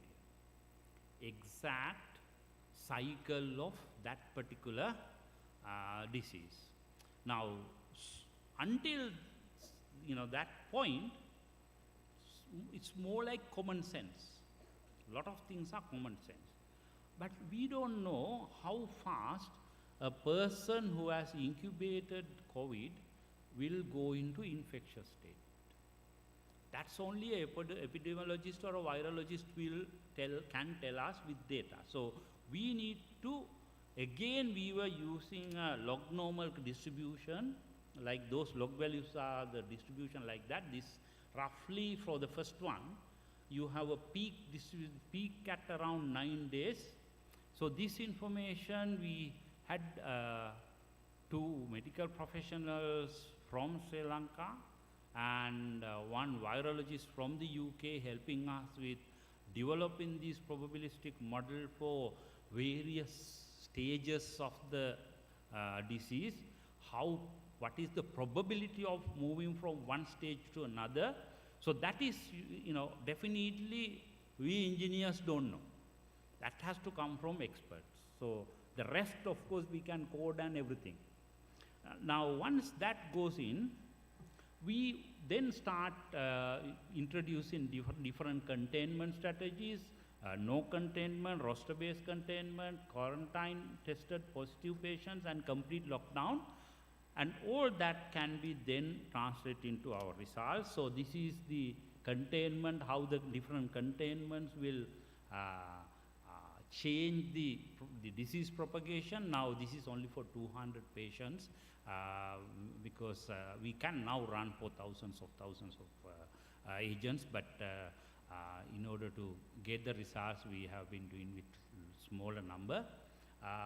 So, you can clearly see that when you don't have any containment measures, then of course the disease will propagate, it will go exponentially up, whereas when you do the complete lockdown, it will stop propagating.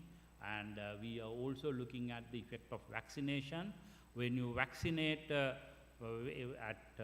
different times, the different age levels, remember our demography carries the ages of these agents.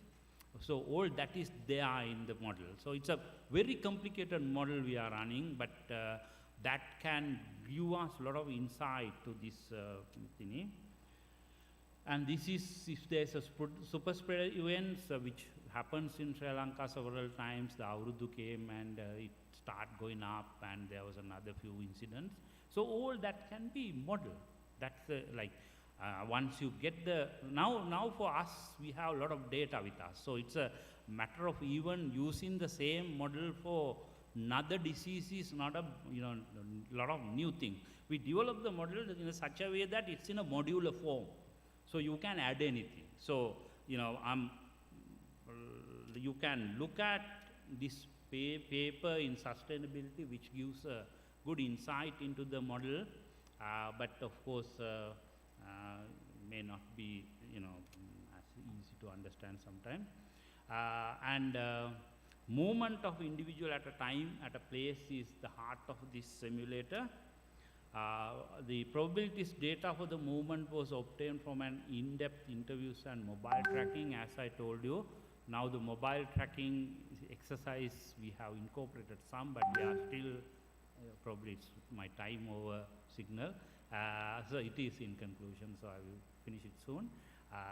Now, more importantly, the modular nature of the simulator allows to adapt it for other disease. So, you know, I'm inviting anybody who wanted to do a project or a MSc or anything with your supervision of your own teachers, but with the help of our experts. You can work with us. You are always invited to utilize this facility. Our team, whom I'm going to acknowledge next, is willing to work with you all. You can see that we have social scientists, engineers, and two medical professionals. Of course, Mahen was there at the beginning, but then he left Candy, and then we lost him from the project also. And Samat has been there right through, and we had some input from a medical person from UK, which is not shown there. So, you know, what do you call it? I'm basically inviting anybody, especially the young staff and the students, to get into this new area, because this is an artificial engine. It's replacing the knowledge by a computer is an artificial engine. You can hold it in different ways, but there are many ways you can do this research. This is only one the group is doing. There are a lot more, but I thought that this may be more interesting to students because of the kind of general nature of the project and the medical kind of inputs that is required. So with that, let me wind up my short presentation, and thank you very much.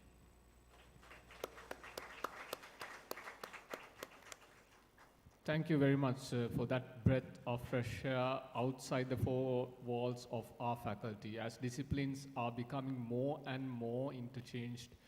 And I had the privilege of being a participant in one of your Singapore supercomputer models, so I do know how complex and the effort that goes into it. I now hand over control back to our MCs.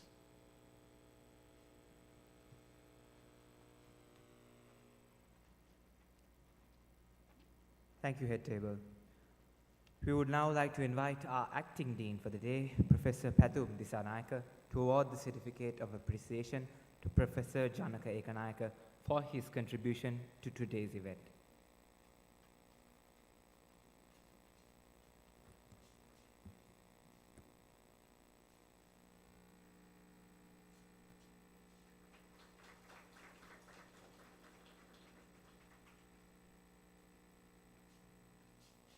Thank you, sir.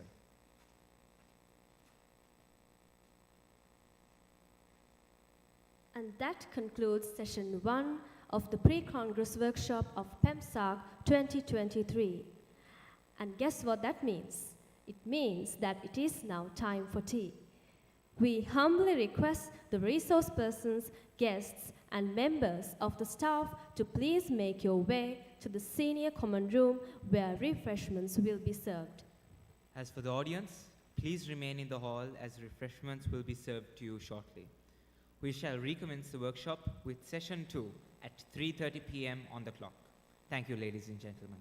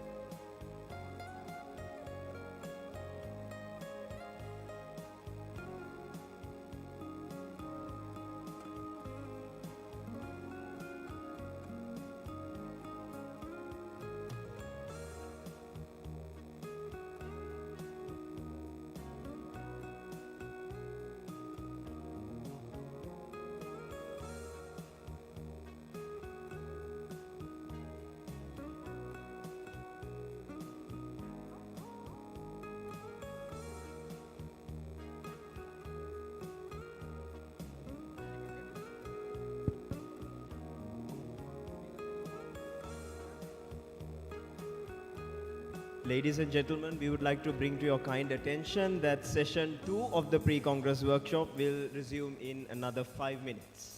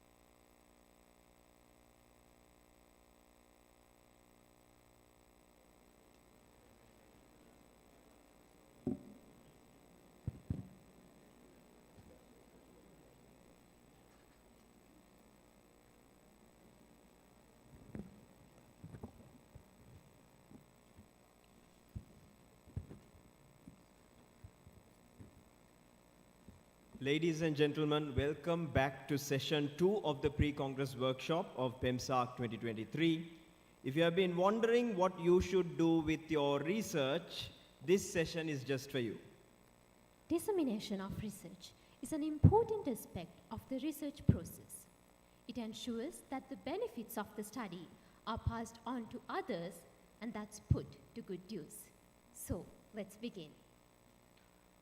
Our first resource person for this session is an alumnus of the Faculty of Medicine, University of Peradeniya. She holds a PhD from the University of Texas and Arlington, USA, and she has won numerous awards and prizes during her medical undergraduate tenure and as a PhD student. Now, disseminating her knowledge to younger generations. She is a senior lecturer in physiology at our faculty. Her research interests include cardiovascular and exercise physiology and autonomic functions in health and disease. The topic for discussion is poster presentation, how to make them stunning. So ladies and gentlemen, please welcome Dr. Damsara Nandadeva to conduct this session.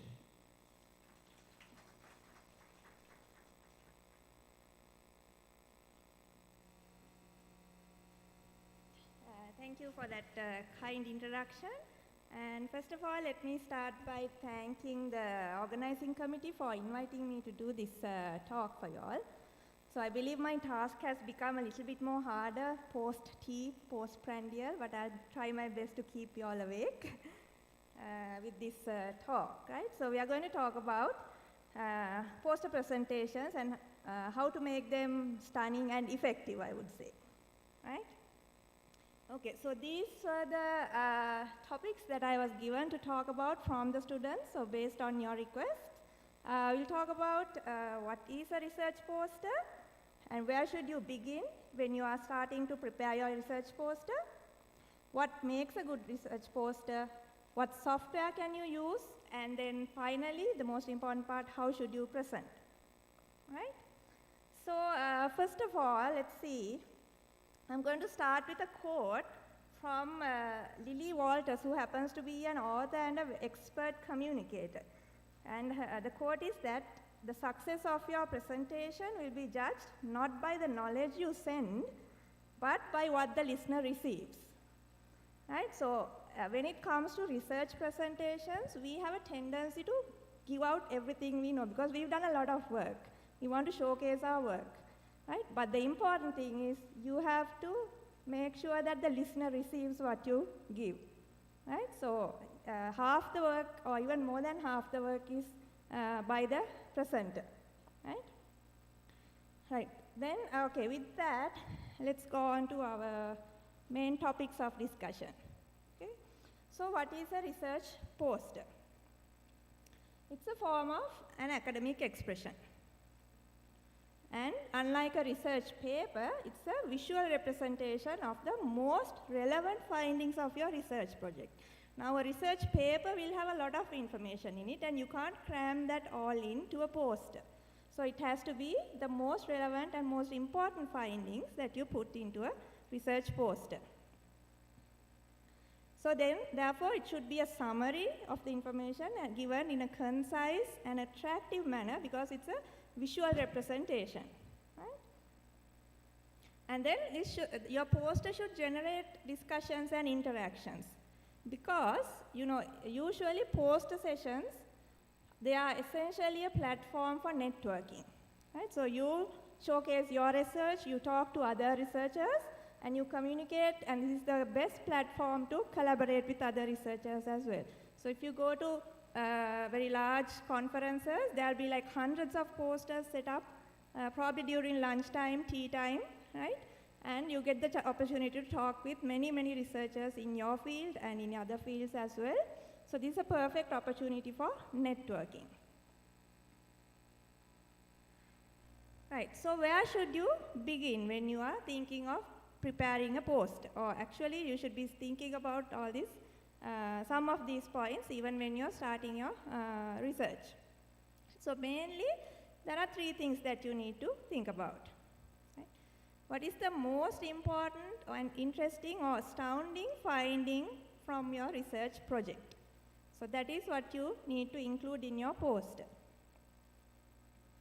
Then how can I visually share my research? Should I use charts or should I use graphs, photos, images, right? And then what kind of a flow should there be? There should always be a good flow in your poster, right?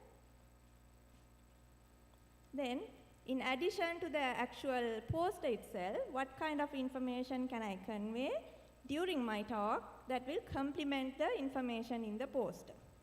Right? So these three things are what you need to keep in mind before you start your preparing a poster and you in the process. Right. So what are the main elements of a poster? I think a lot of us have seen posters, right? So you all will know these elements, but I'll just quickly go through. Right, so you'll have a poster title and then the author's names and affiliations. Then you'll usually have the logos of either your university, your faculty, your department, or the conference. Right? Then you'll have the introduction to your research. You'll have a hypothesis. You'll have the methodology and the results. So the methodology and results should generally take up the bulk of your poster. And then finally you'll have a conclusion, references, and some acknowledgements, right? And then also you can put your contact details in the poster so that if somebody wants to contact you, say for some further research or for any questions, they'll be able to get in touch with you, right? So now anybody can make a poster, right? And there are good posters, bad posters, great posters. So let's see what makes a great research poster, right? So if your poster is really good, attractive, that will encourage people to come to your poster. And if your posters are being judged, that will be a plus point for you, right? So let's see what facts will make or what points will make a great research poster. So important information should be readable from at least about 4 to 6 feet because everybody can't, come very close to the poster and read. If somebody can from a distance look at your poster and figure out that it's a very interesting one, then that will bring them towards you. And the title in the poster should be short and it should catch interest. But of course you have to know that the title should generally be the same as what you put in the abstract, because people will read the abstract book, look at your titles and search for your posters if they are interested in them, right? Even if it's the judges, they'll look at the titles in the abstract book and come to your poster. So it's always good, best practice to use the same title you use in your abstracts. And a poster, like I mentioned at the beginning, it's a visual representation, so it should not be too wordy. The general guide is about 300 to 800 words maximum. You should avoid long paragraphs because it's hard to read long paragraphs, right? People who are coming to poster sessions, they are viewing at least, minimum say about 10, 15 posters or hundreds of posters. So people don't want to, read long paragraphs to get the get information from a poster, right? And you can use bullet points and numbering and headings to kind of separate out your key areas of the poster. And you have to use visually appealing color schemes, use very clear fonts and clear graphs. And it's good to have a consistent and clean layout with plenty of white space, right? So, these are just a few general points, right? And I think anyone can give these points or go and read online. So, I'm just going to go into some of these in a little bit more detail and get your opinion on what you think about some of the posters that I'm going to show. Okay? Right, so there was a request from the student committee that if possible to use Mentimeter for some interactive work. Right? So you can see a question here on the right side, right? So what you can do is go to menti.com and put in this code, which Unfortunately, I guess you can't see from there. It's 1887 4862. Let's see if this works. Right? We've had some technical issues, so it may or may not work. So there are two posters here, top one and the bottom one, based on its appearance, right? Not the content, because I think you cannot read the content. Which poster would you prefer to read? Let's see if we get any responses, or maybe not.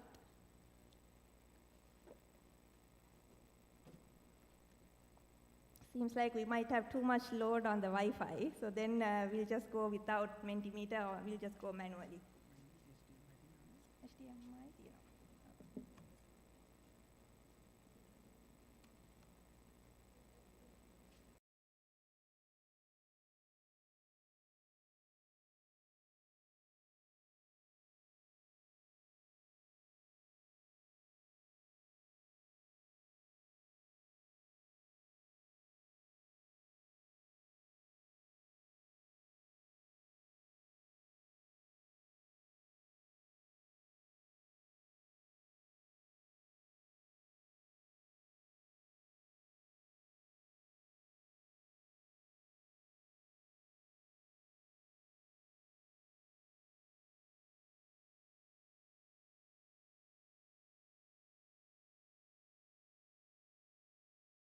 Would prefer to read the post on the top? The one on the bottom? Okay, great. So it seems like everybody would prefer to read the one on the bottom, right? So why is that, right? So if you look at the background in the first one, right, it's a very, it's kind of distracting, right? So you have to, when you're preparing a poster, simple is best. Right? You would feel like including a lot of information, but keep it simple is the best policy. Right? So avoid any distracting patterns and photos in the background. And usually a white or light color is best because that would make the foreground information, which is the important information, stand out. Right? So I'm just going to give a few tips for each of these points for you all. Right? Right. So if you look at the title and headings, again, two posters, right? You can see at the far left there's a NASA logo on the left one, right? So even then, which one would you prefer to read, I guess? The one on the left or the one on the right? The one on the right, right? We would prefer, right? Because you can't actually, even if this was in a clear enough font, you can't really read the title properly because it's blurred in the background, right? And the headings are not clear. You don't know where the introduction ends, the method start, or the results start, right?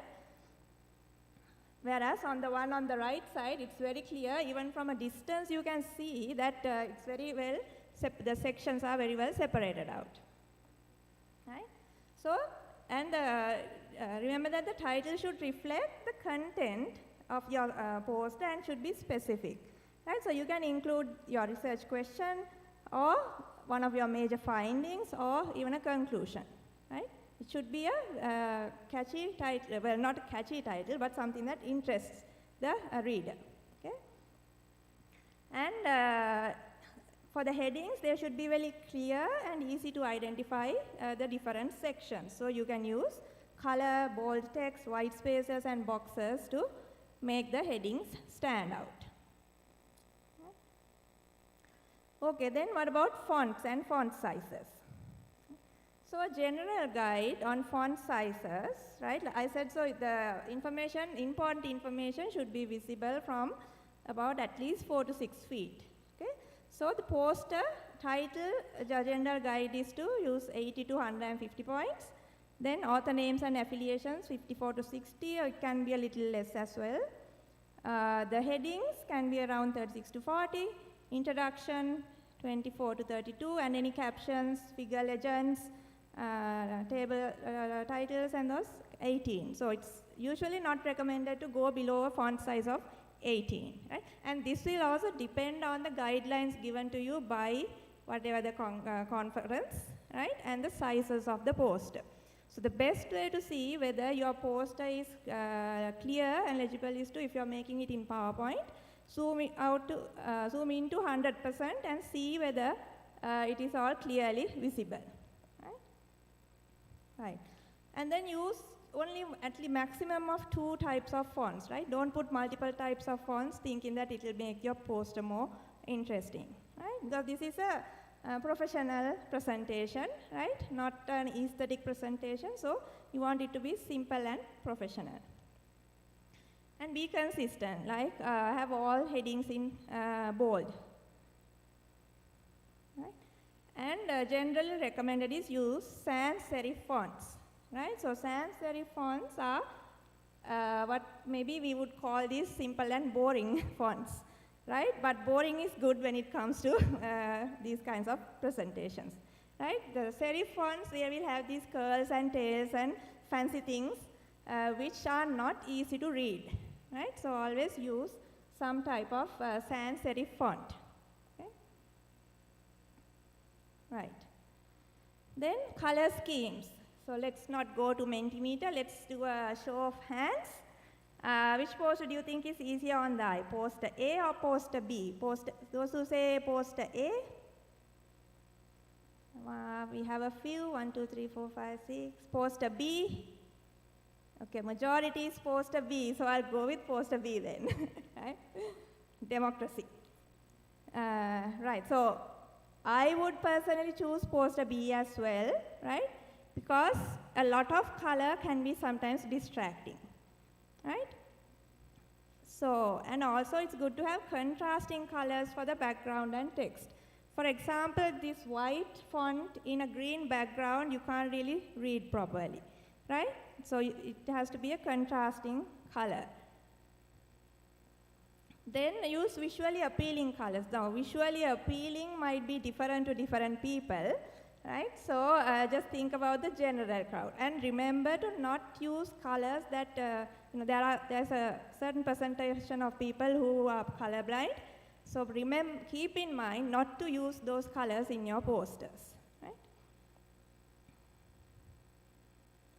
And if you want to match colors, if you're using PowerPoint, you can use these RGB codes and the eyedropper function, right? Where you can get the exact color. Like say you want to match your university logo's color onto some part of your poster, you can just use the eyedropper function and get that exact color there. Right. Then another point that we talked about, alignment and white space, right?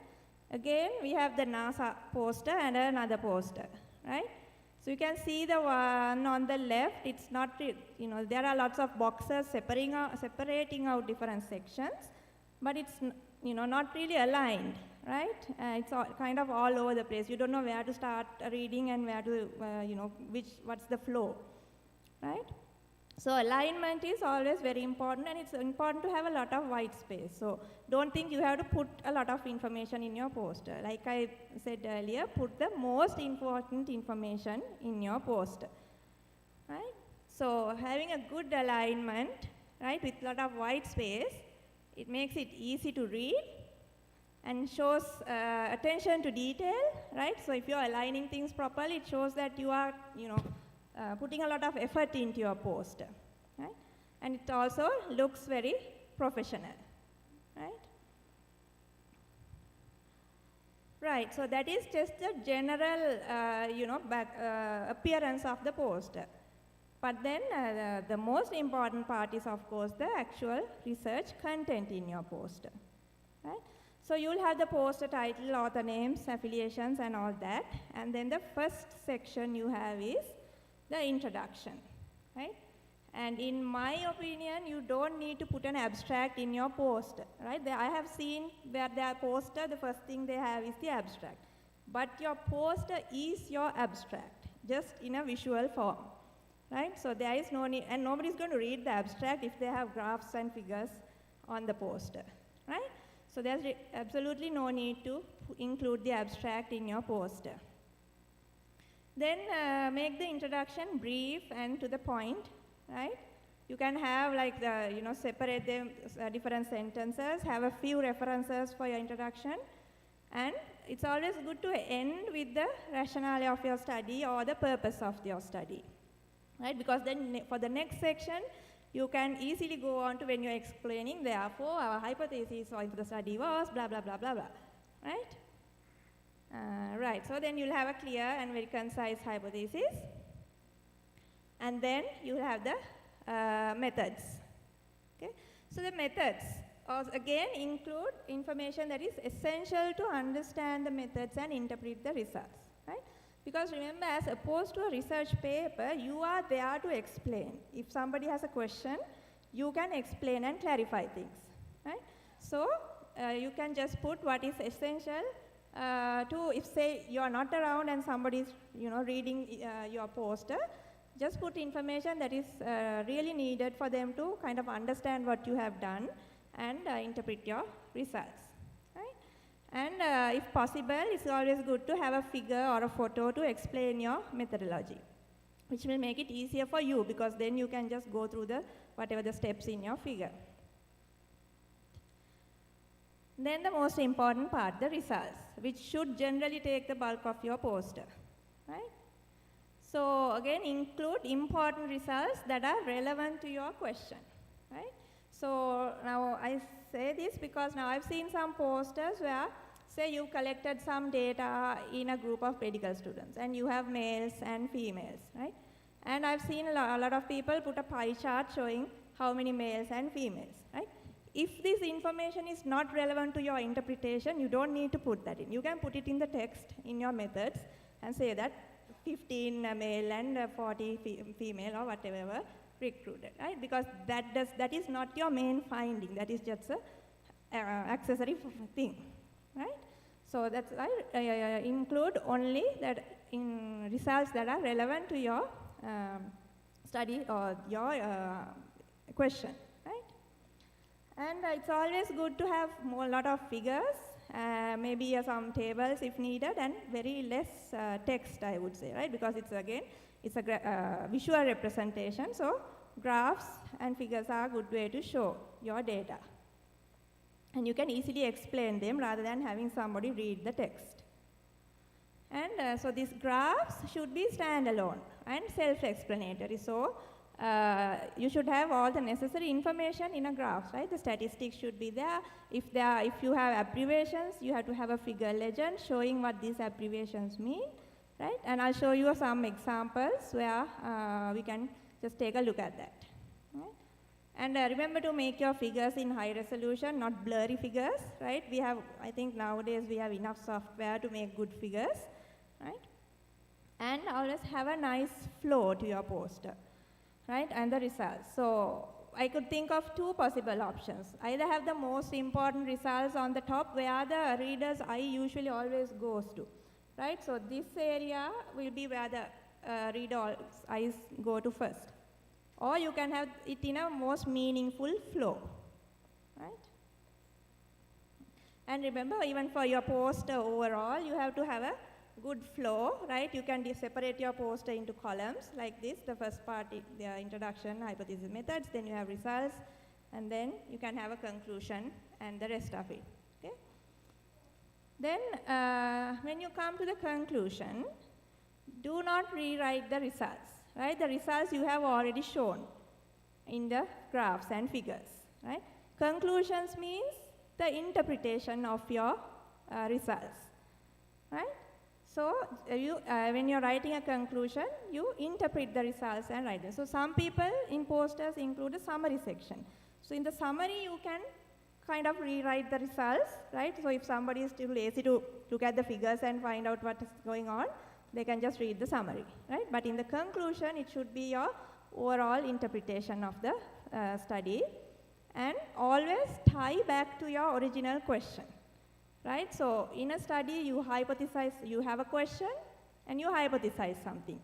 Your conclusion should be, was your hypothesis rejected or accepted, but not in so many words, right? So the conclusion should always be relevant to your original question. And you can also give a take-home message. Say if there are any recommendations, you can put that in the conclusion. Right, then of course you will have some references cited in the introduction, so you just put the bibliography of those references. And then you'll have an acknowledgement section where if there is any funding source, you will include those, and you can also include any technical assistance that you received to do the study who are not included as authors in your poster or abstract, right? Right, so that is basically, and then like I said, you can include your contact details if somebody wants to get in touch with you, right? Okay, so that is the research content, right? Right, so we talked about how a poster should generally look and the research content. So now I'm just going to show you again 2 posters, right? Out of these 2, which one do you think is more readable, or you prefer to read, the one on the left or the right? The left? Your left? On the right? Okay, good, because the left one is mine. Right, so I just wanted to show you, and we were supposed to have a poll here, that's why this space is blank here, but just to show you, anyway, so I am telling you all this with my experience that I gained during all the time that I've been doing research, and this is one of my posters that was prepared from one of my PhD studies, right? So now you can see you have the introduction here, a hypothesis. I know you can't read it from that distance, but then there's a figure that I can very easily explain my methodology from, right? And the most important results up top here. And I have a table here at the bottom which gives some demographics, right? So demographic information is not that relevant. It's not your main finding, right? But it may be important to kind of interpreting your findings. So you can have that information like in a table. And I put it right here at the bottom because that is not my main result. So age, male-female ratios, height, weight, those things, if that is not your main outcome measure, you don't have to, I mean, you can include if it's important, but not in a main focus point of the poster, right? And then, so in this case, at least my boss always wanted to have a summary, so I have a summary here. Then we have the conclusion and references, right? As suppose now in this one, it's like Star Wars, I guess, right? So you have, it's very misaligned, right? Like no white space, and then it's not in order. You have the abstract, introduction, conclusion here, results here, right? So I mean, you don't really feel like reading that kind of a poster. Obviously, if you're being judged, you're not going to get any marks for that kind of a poster. Right, so hopefully you all have got something, some idea of how to prepare a good poster, right? Okay, so that's not going to come.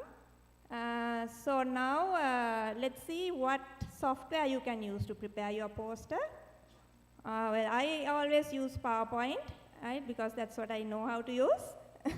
I know there are other students here who are very proficient in Photoshop and Adobe Illustrator and things, so you can use those also to prepare your posters. And there are other open source alternatives like OpenOffice, GIMP, and Inkscape. Again, please don't ask me about those. I don't know about those. But I know that they do exist, right? So you can just search and find out. Right. So now you've prepared your poster. So now you have a very beautiful poster, very nice professional looking poster with all the important information put into your poster. Okay. So then how should you now present your poster? So few things to remember. First thing is know your audience, right? Because not all of those who come to your poster will be familiar with your field of research. There will be some people who know what you're doing. There will be some people who do not. For example, I'm a physiologist. If I go to, say, Professor Veranja's poster, I may not know anything of that because I've forgotten my microbiology now, right? Always remember that not everybody will know what you are doing, right? So be prepared to explain things to somebody who knows the subject as well as to somebody who does not know. You can always ask, right? Whoever comes to your poster, you can ask like whether they are familiar with this type of work, okay? Then remember that you only get a few minutes to capture the attention of the audience, right? So poster presentation should not go beyond 5 minutes, right? You have to give the essence of your research in a maximum of about 5 minutes, right? So see if you can try to relate your research to something that would interest people, right? So if it's some, something clinical, obviously a lot of people will be interested, but explain it in terms that they will understand, right? Then make it short and to the point, maximum 3 to 5 minutes, I would say. When it comes to the introduction and methods, give only the most important points because like I said earlier, if they have questions, they can always ask and clarify. And the results explain the important findings very clearly. Then give the conclusion and take-home message. Right? And try not to read what's on your poster word to word. Try to be conversational, right? Because when somebody is listening to you, so sometimes people try to read the poster while listening to you, right? And then like if you're also reading out the same thing, it's kind of gets confusing. So like just try to get their attention fully and be very conversational and give your presentation. Now I say this, but I'm also not good at that. Then always ask for any follow-up questions they may have because you are there to explain, right? And again, this is your time to shine, right? By answering any questions, right? So be prepared for questions when you are doing poster presentations. So, and in my opinion, I think others will also agree, doing a poster presentation is harder than doing an oral presentation because there will be many different people coming to your poster. You have to explain it multiple times in different versions, right? And you have to like answer questions. You can't be like prepared exactly to what you're going to say.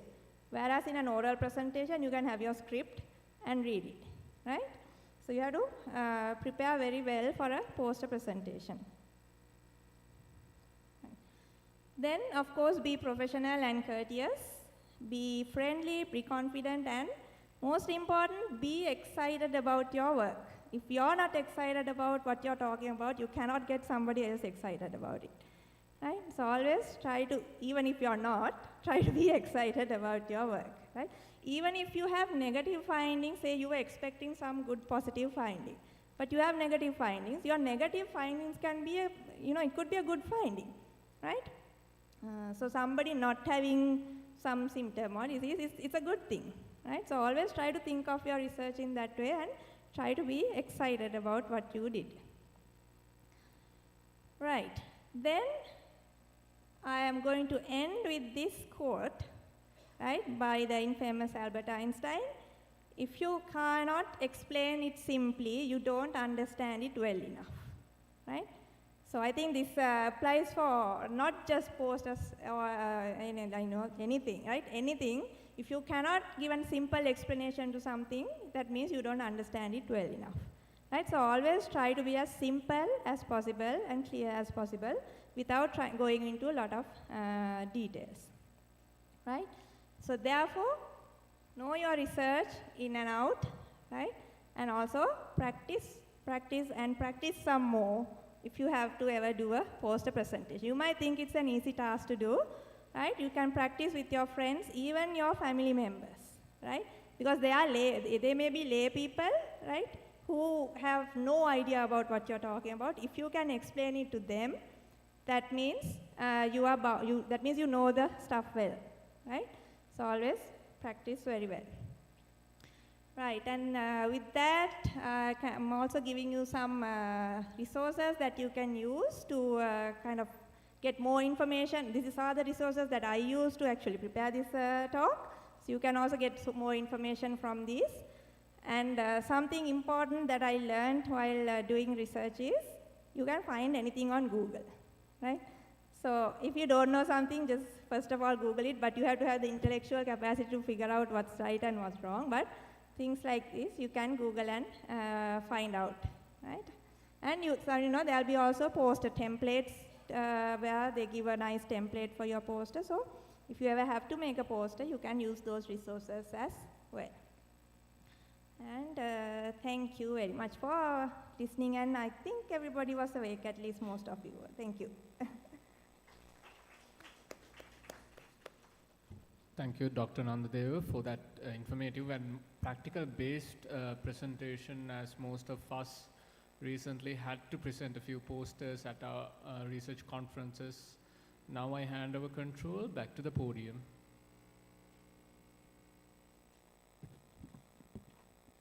Thank you, madam, for that very captivating and very informative talk.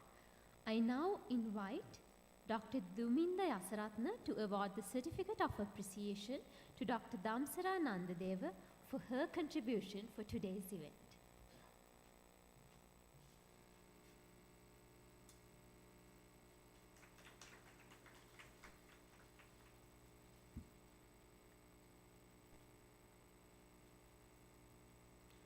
Thank you, sir. Now, our second resource person is also an alumnus of the Faculty of Medicine, Peradeniya. She graduated from this faculty in the year 2004 and went on to become a Master of Philosophy in the year 2011. She obtained her PhD from the Chinese University of Hong Kong in 2015 and is now a professor in microbiology at you all know where. Her research interests are also in microbiology, specifically in the field of asymptomatic carriage of antibiotic non-susceptible microorganisms, molecular mechanisms of antibiotic non-susceptibility, and the development of cost-effective molecular diagnostic methods. She is none other than Professor Veranja Liyanapattirana, and her discussion topic today is oral presentation, how to make it outstanding. Madam, over to you.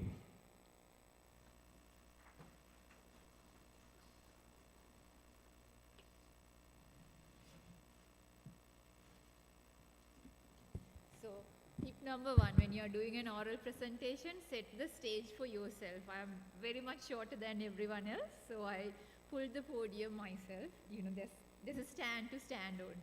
Right? So you have to do those things when you are doing an oral presentation, and if you are not very blessed in height and all.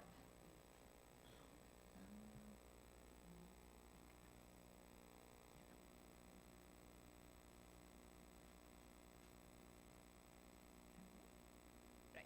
Thank you very much, and thank you very much to the organizers for inviting me. And don't worry, this talk is going to be very short because Dr. Damsara made things very easy for me. A lot of the things that she spoke were the ones that I will also be touching upon, but I'll skim through those, okay? Right, now, let's see, disclaimers. I do very boring slides based on your feedback from both of your batches, and I'm known to sing lullabies at 1 p.m., so I'm not the best person to keep you awake also, but bear with me for a few minutes.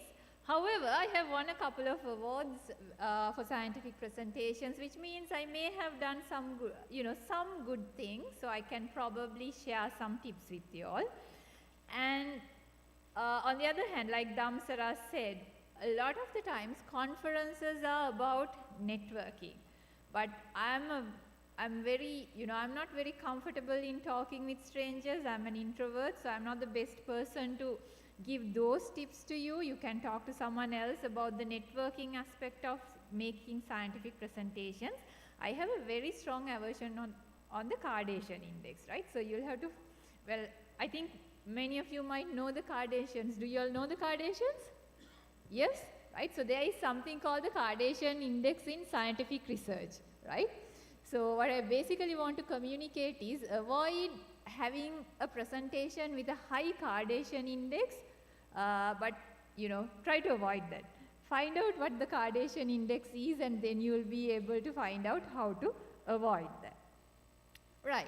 Now, PhD Comics is a comics page that everyone who's into research is fond to share stuff from, right? So whenever we are doing lab research as graduate students, you know, this was one of our stress busters, going through PhD Comics, and they have different comics to represent everyday scenarios of researchers, and some are applicable to you know, clinical researchers also. Now this is about seminars. Seminars are similar to scientific presentations, and this is a way to keep people, you know, this is a way that earlier, you know, maybe a bit older than, this was a bit earlier than the days of mobile phones. This is how people used to keep awake during scientific presentations. You have this game chart and you try to follow the presentation and try and see whether you can, you know, click 3 or 4 squares in line and make a line so that, you know, you're following the presentation, but you're following it for a different purpose, right? At least, you know, now part 1 topic of one objective of the talk that was assigned to me is what is expected of the audience, right? So when you're sitting in a scientific conference, you have to pay attention to the speaker. And sometimes it's a bit difficult to pay attention because you're tired and your attention span has gone and you're falling asleep. But this is a good way to avoid that. Pay attention to the speaker and also enjoy that, right? Maybe you can try this at PeMSARC, I'm just saying. So at least you're engaging with your talks instead of browsing social media. Okay, so what is a scientific presentation? A scientific presentation is not a lecture. It's not a plenary or a symposium talk in a conference. And it is also not a TED talk like things that you would have seen. It is not a pitching event where you're trying to sell something. It is not this new thing called 3-minute thesis, which is a very, you know, energetic sort of a competition where you're trying to highlight all findings of your years worth of study. It's not a debate where you're trying to argue with each other. It's not an oratory competition, right? And it is also not a Toastmasters event like many of you would know right now, and it is not a monologue of drama. It is a talk done by researchers to peers. Some peers may have more experience than the others, but you're basically talking to an audience of peers on your research findings for deliberations, for discussions, right? And for undergraduate projects, unfortunately, you do this at the end of your project, but for your postgraduate projects, you do this in the middle, halfway through. Why? Because it is only when you present your research that you are able to get feedback from others. It may be in the form of a poster presentation like Dr. Damsara discussed, or it may be in the form of a oral presentation. So the whole idea of scientific communication, either as an oral presentation or as a poster presentation, is to communicate your findings to get feedback so you can actually adjust and modify your studies as needed, right? And if you're doing a research degree, which I hope some of you at least will do as postgraduates, this is a good opportunity for you to, you know, get new ideas to make your research better and also to prepare for your thesis defenses. So therefore, because it is none of these dramatic things, but because it is a very scientific peer-to-peer deliberation, what we want is not drama or dramatics. What we want is a clear, concise communication of your findings. And you're the person who knows best about your findings, okay? Right, so you submit an abstract to a conference. If you get an email saying your abstract has been selected for an oral presentation, a big congratulations to you. So unlike your undergraduate, the faculty conference where all of you get an opportunity to do an oral presentation, not all the abstracts that are submitted to authentic conferences are selected for oral presentations, right? Even if you get selected as a poster presentation, that is a big step, right? Some of you know, SLMA this time rejected things straight away. And some of yours got selected for poster presentations. Those are very good things. So any presentation acceptance is an achievement. And if it is an oral presentation, it's a very big achievement, right? There is, differences is in opinion whether a poster presentation is better than an oral presentation, but leaving that aside, doing a presentation and getting your abstract selected is an achievement. So congratulations to you, right? And you have to make use of this opportunity. As an undergraduate also, don't stop at presenting at PeMSARC. Try and present your work in other scientific conferences also, so you get this experience while being an undergraduate. Right. So the key in doing an oral presentation, just as for a poster presentation, one, you have to know yourself. You know your strengths and weaknesses. You have to know your content. Just like Dr. Damsara said, it is your research, you are the one who did this, you have to know your literature review, the methods you use, your findings, your discussion, everything you need to revise before you do the presentation, because you might have done your project a while ago. And you have to tentatively guess about your audience. Now, it depends on the conference you're going. Now, in PeMSARC, you are having a very safe, comfortable audience. It will be your peers and your senior peers who are the staff. None of us will put you down and ask questions, right? But in some conferences, there will be different characters, different types of people. Some people will come and say, I don't have a question, but I have a comment, and go on forever, right? It is like that. So you have to tentatively get an idea about what sort of people are coming to listen to your talk. And be prepared to face all different types of people in the Q&A session that follows your presentation, right? And also know how you will feel as an audience member, right? Put yourself as a member of the audience and think whether if you do your talk like this, will I be able to understand it, right? You have to modify your talk in such a way that even if you were sitting and listening to yourself without knowing anything about this research, you would be able to understand that, right? And know your aim of doing this presentation. Now, of course, your study has aims, but there has to be an aim in doing this presentation. Are you submitting this presentation or submitting an abstract for this conference just because you want to have a tick? Or are you there because you want genuine feedback on your work? Or are you there because you are actually wanting to network with people? In all these cases, you should be able to make a good impression on your audience. Okay, so you have to understand these things and reflect on these in addition to preparing and doing the presentation. Now I'll quickly go through parts of an oral presentation, which is very much similar to what Dr. Damsara discussed about. Now, something that I've noted recently is that when there is a presentation, the different parts are, you have the title slide, there's a background, objectives or hypothesis, methods, results, discussion, then references and acknowledgement. Some people put a slide to say these are the content of my presentation.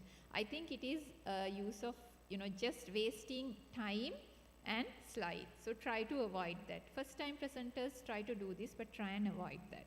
Just have it in your mind, and the title of the slide will make it obvious to your listeners. So your title slide needs to have the title, author names as instructed by the conference. It will be first name, last name initials with dots or without dots. You have to follow the instructions given by the conference, okay? And you have to give the affiliation of the authors. Remember, this is a Sri Lankan thing that I've noted. Some people give designations and titles.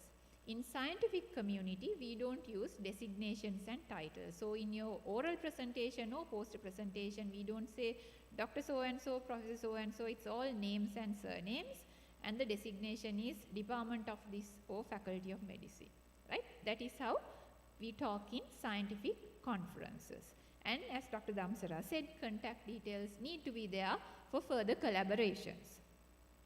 Right, so your background has to have your background. This can be introduction or background depending on how they word in the conference. It basically builds a platform to your hypothesis or objectives. Now, many of the research that you do, instead of having a hypothesis, will have objectives. So you use available research knowledge, highlight the gaps in knowledge and then build up the platform to tell your objectives, right? So use about 1 or 2 slides to do the introduction and background in a typical 10-minute scientific presentation. Then you have the method section. Again, in the method section, just as Dr. Damsara said, only give the essential methods to understand the results, right? If possible, use a flow diagram so that there is a clear flow to show what you have done, and you can use that flow diagram to explain the process when you are delivering your talk. And maximum about 1 to 2 slides is sufficient in a typical 10-minute scientific presentation. Your results is the mainstay of your presentation. Now, people do it in different ways in oral presentations. You can either take results and discuss the results at the same time, or you can present your results and have a brief discussion towards the end, right? It is something, it's like a skill that you will need to develop after you identify your style. You can talk to your supervisors when you are developing your presentation for PeMSARC on this. Okay, so, you know, if you had, say, 3 objectives, instead of waiting, giving results for all 3 objectives and discussing at the end, you can give the results for the first objective, discuss it, move and give the results for the second objective, discuss it. Like that, it's up to you to decide.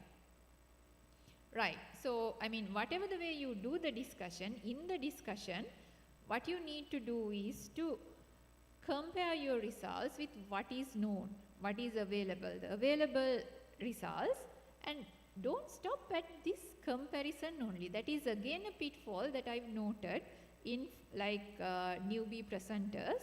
You compare it and then you have to discuss. Discuss is your results the same as the existing results? Are there differences? If there are differences, why? How can you explain these differences? Is it because the difference in the patient population? Is it because of the difference in the time trend? Were the methods used in both studies the same? Like that you have to discuss, right? And the other important thing in a discussion is, in science, in research, you have to be humble enough to accept your limitations. So a limitation section is a good practice in your discussion where you list out key limitations in your study and then you give conclusions. Another common pitfall I've noted is giving conclusions that are beyond the scope of your study.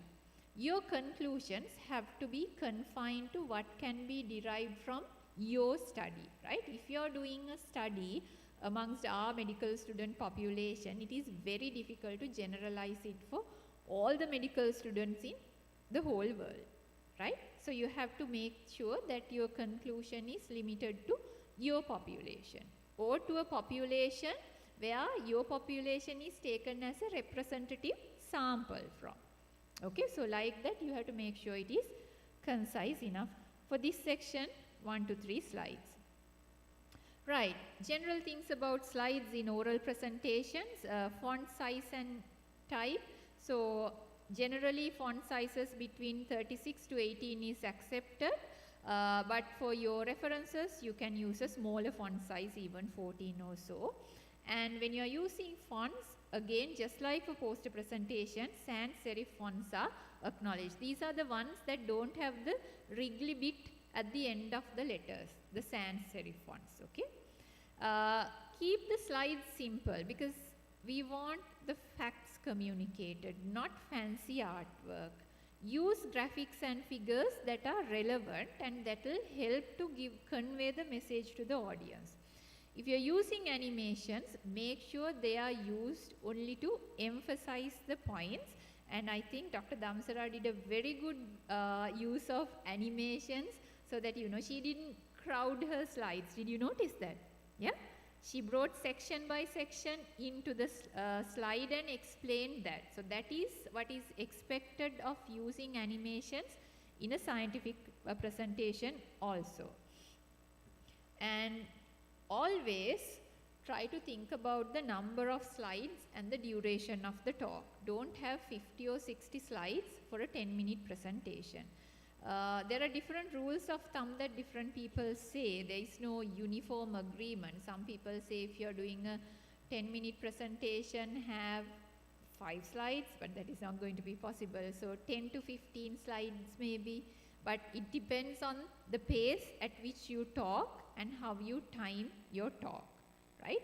And keep the technology simple, especially in countries like Sri Lanka, you know, always save and have backup. Email your presentation to yourself, have it in a pen drive, keep it in multiple ways so you don't have to run here and there. Remember, most people use Android here, so Apple users, the HDMI cables and compatibility issues will come, so always save things in simple PowerPoint and bring it over. Conferences will tell you which version of PowerPoint to use, right? So read that and save your PowerPoint in that particular version. Otherwise, your adjustment and everything goes haywire when you go to the place of presentation. So therefore, please read the instructions. During the the presentation itself, before the presentation, take confidence in yourself. You are the expert. You were the person who did this study, right? Therefore, don't be afraid of the audience. Even if different types of audience members will be there, you will be able to talk to them. Revise your content like I mentioned earlier, because you did your study some time back and you are presenting months to even years later. And practice your presentation and time it. And I think some of you who did your undergraduate seminar presentations would know, it doesn't matter how fluent you are likely to go over time unless you practice, right? So always time and practice. And when you're presenting, also be mindful of the time. There are usually timers somewhere set in scientific presentations. Organizing committee, I think you will have them at PeMSARC'. Respect the time. The chairpersons will tell you that there will be one bell rung at this point in time. And if that happens while you are talking, adjust the pace of your talk, right? So you should be able to handle your talk in such a way that even if you exceed time, you will still be able to communicate the key findings within the next available minute. And be genuinely excited about your research, just like Dr. Amsara said, and that communicates to the audience. Then the audience will also feel excited about your research, even though the topic is a bit boring. Right, so after an oral presentation, you have a Q&A session. Listen to the questions that are being asked without jumping to answer, right? Wait till the question is over, say thank you for the question, and then give your answer. If you do not understand, which is the case in most of our setting, ask the person to rephrase. Say, I'm sorry, I couldn't understand the question. Would you mind repeating the question again? Right? And if you don't know an answer, say you don't know the answer, or that you have forgotten and that you will refer and get back to that person. Ask for the contact details of that person to email and send the answer across, right? So that is how you handle difficult questions. Don't try to think of answers if you actually don't know the answer. It's important to be truthful. Right, so general conduct at scientific sessions, know the program in advance. What is the starting time? What is the ending time? What is the time that you are supposed to present? Where are you supposed to go? Especially in big conferences, in hotels, etc. This ballroom, that ballroom, lunch is somewhere else. You have to be very mindful, okay? And you have to know the venue in advance. So go there a bit in advance and know the layout. Hand over your presentations, email them earlier if necessary, or hand them over to the tech people ahead of time, and be comfortably and professionally dressed. Like if you're going to Colombo, it's very uncomfortable to be dressed in saris and go all the way for the ladies, but some conferences unfortunately might have a dress code like that. But now more and more conferences are accepting smart casual dresses.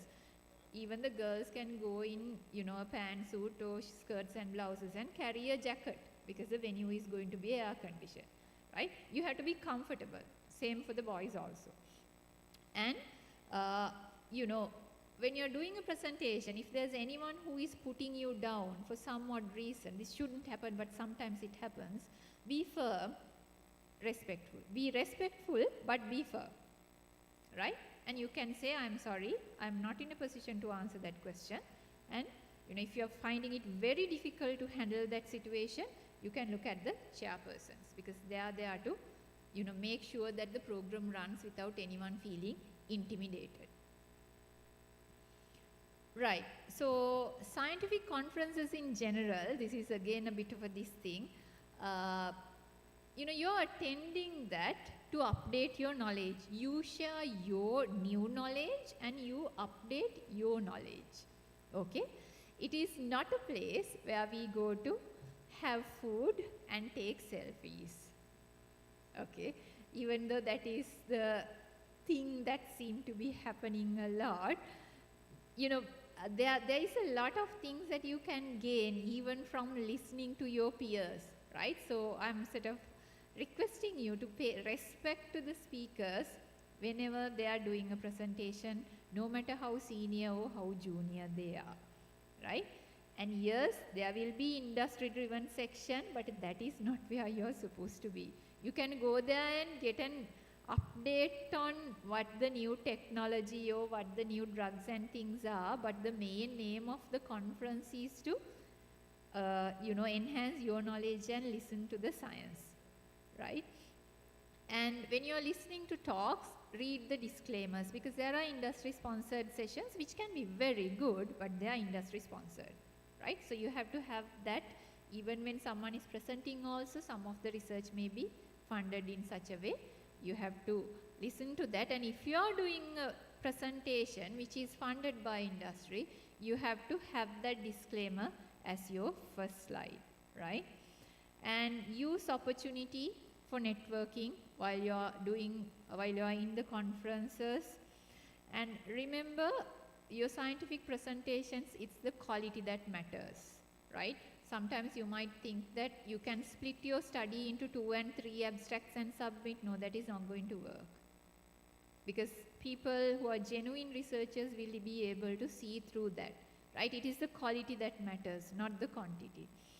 And if your research is useless, it doesn't matter how brilliant a presenter you are, you can't make up for that useless research. So you have to pay attention to the research at the design stage, like Dr. Samidi said, and use the philosophies that Dr. Kirti was talking about, and do a proper piece of research. Then you will be able to do a proper presentation.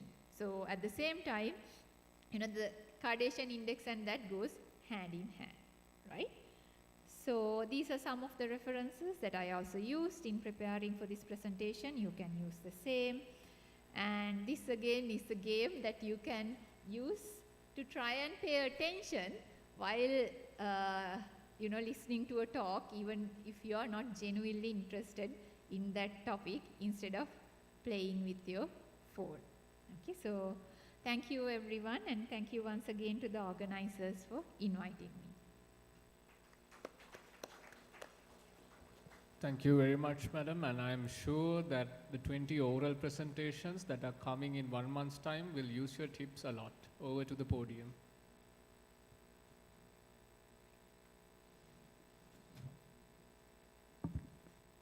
And now we've adjusted the podium to our height. Right. So thank you, madam, for that inspiring talk. We would now like to invite Professor Indu Nanayakara to award the Certificate of Appreciation to Professor Viranjaliyana Patirana for her contribution for today's event.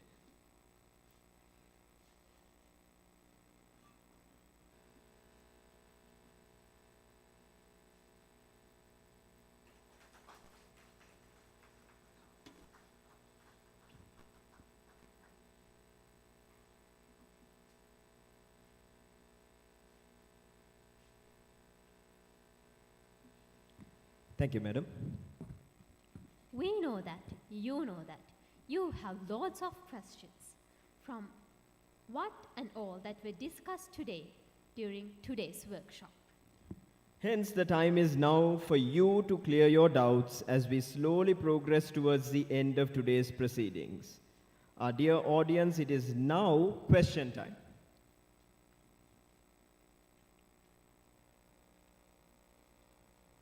We have a wonderful panel ready to address your questions and doubts. Hence, this is a chance you don't want to miss.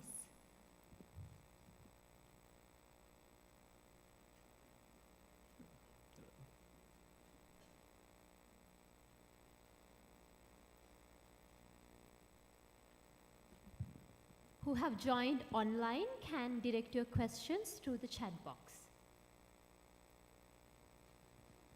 Right. Professor Viranja Madam, this question is about the dividing the research into many abstracts and submitting part, Madam. So we are doing a small research retrospective study, Madam, and in the retrospective study we are getting to know that the records are not very good. So to get a proper insight into what is actually happening, we'll have to do a prospective study as well. So, Madam, is submitting an abstract for the retrospective study also against ethical research, or? Not really. Now, it is not like that, then you have sufficient amounts. Now you have your retrospective study done. You're planning for another component. So it's a very good question. Thank you for that, first of all. And so if your study has sufficient data, you can do multiple submissions and do 2 presentations. No problem at all. There are some people who will take the same 300 patients and they take BMI, blood pressure, cholesterol levels, right? And they will submit the BMI and blood pressure as one abstract and their cholesterol levels as another abstract. That is piecemealing, not the question that you asked. You are doing 2 separate terms. That's not a problem at all. Thank you, and Madam. I think Dr. Samidi and others also will be able to put more insight into it.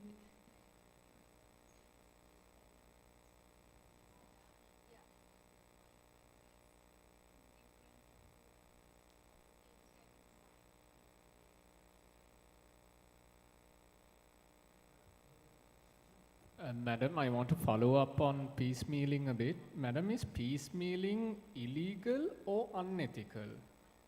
Unethical. So you cannot prosecute a person for doing that, but nobody can. Others can add, just to add on to this. So what people do piecemealing, some people do it without knowing, some do it deliberately, right? So if you, now as young researchers, you have to understand that it is unethical and we have to try and avoid unethical practices as much as possible. But there are some people who know it and do it deliberately because then they can have multiple abstracts. However, in, like when your CV is being assessed internationally and even locally, people know how to pick that, right? So, thank you very much, Madam.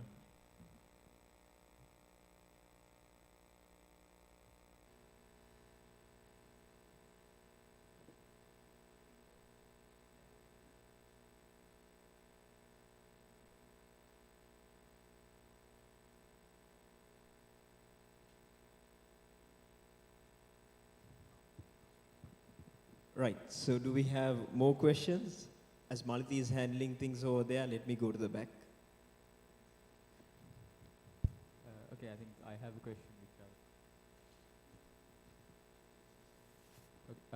a question which I'll raise. This is for Dr. Nandadev and Professor Liyana Pathirana. Now, in certain conferences, they ask beforehand to what we are submitting, whether it's oral presentation or poster presentation. How should we decide and what factors should we take into consideration while deciding that?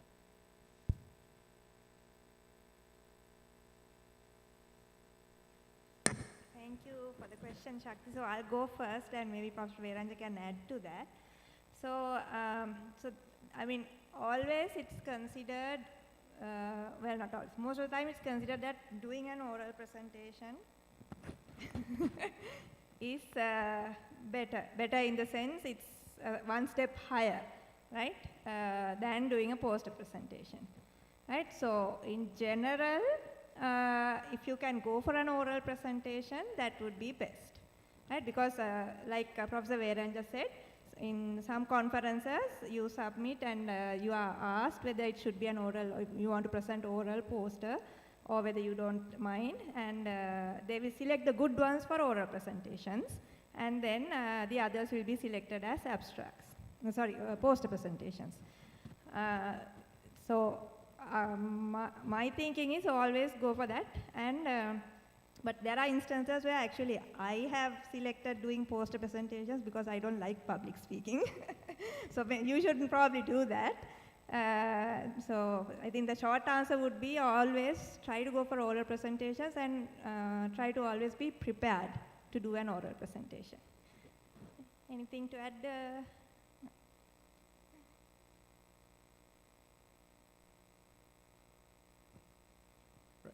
So, do we have any more questions?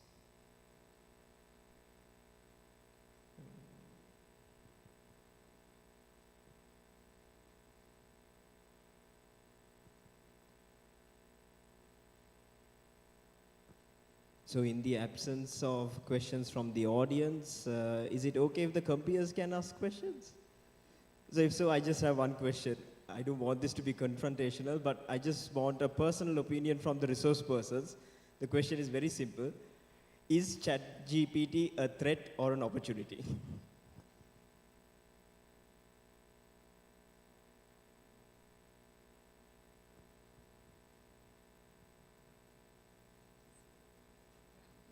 Anybody is interested in answering that? What's the question again? Is it a challenge or not? Threat or an opportunity? So what do you think? Huh? Yeah, so it can be, I think there are pros and cons both, as Professor Janaka Ekanayaka will explain, because it's how you see it and how you use it. But I think as researchers and young scientists, you all have greater knowledge and skills on these apps and the things, technology available online. But it may help, as he said, to improve the grammar and English and everything.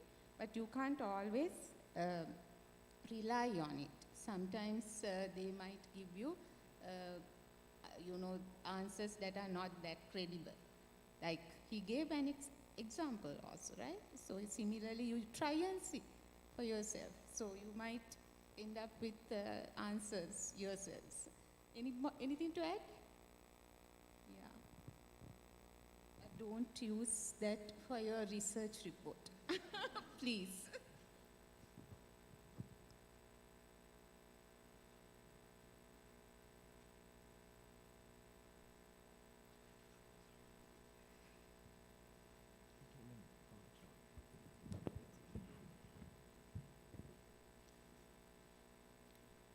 Next.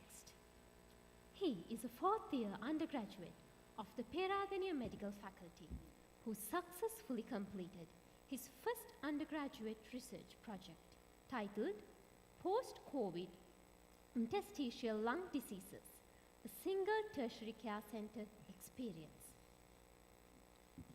Ladies and gentlemen, please welcome the Student Secretary of PeMSARC 2023, Mr. Shakti Senaratna, to deliver the vote of thanks.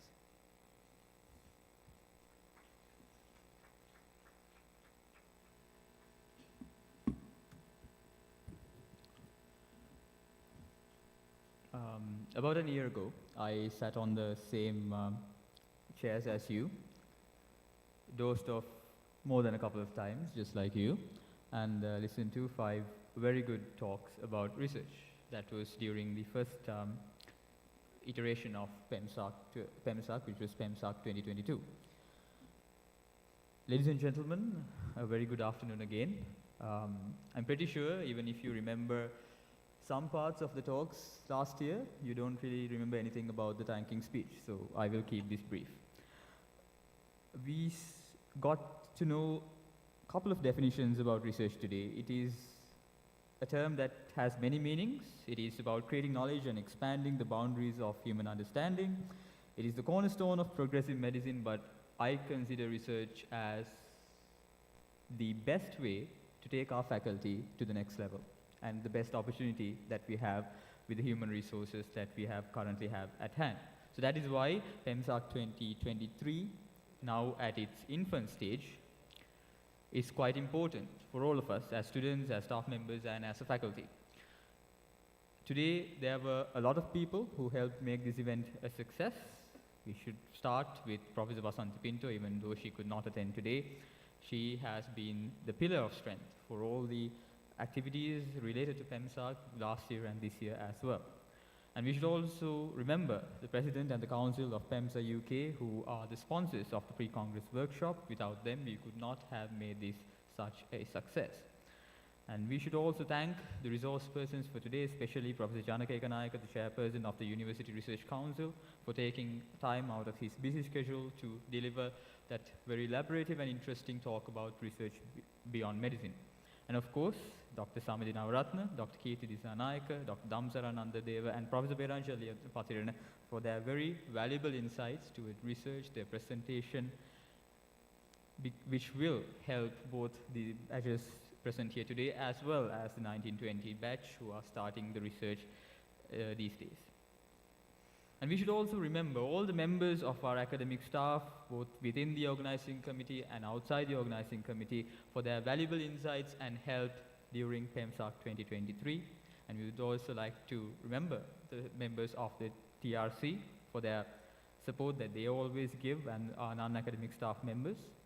And of course, the students representing the 17-18 batch, the 18-19 batch, and all the batches that are here today, as well as who will be joining PeMSARC in the future. PeMSARC 2022 was our neonatal stage. PeMSARC 2023 is our infant stage, and we hope that you all will remain with us and contribute as much as you possibly could, and take from PeMSARC as much as we possibly could. And let's make sure that we are all present when PeMSARC becomes a very, very sweet child in the next year, and of course the main conference this year as well. Thank you, ladies and gentlemen. Hope you had a fruitful afternoon and hope you have a brilliant evening as well. Thank you very much.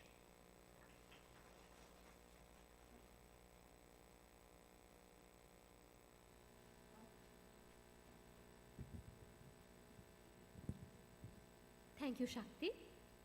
Ladies and gentlemen, it has been a wonderful evening and a brilliant lead-up for PeMSARC 2023, which will be held in late September this year.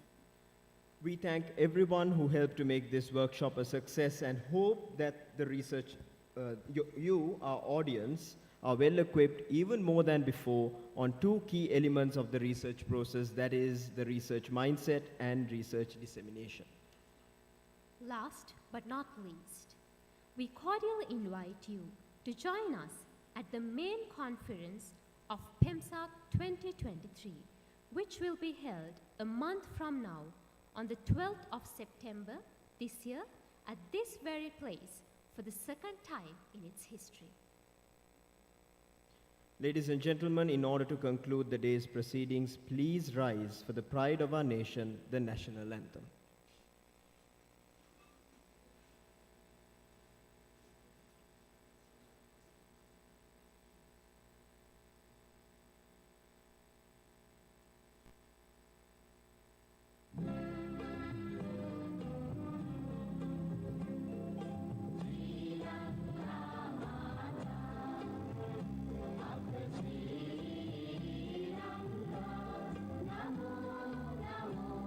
Namo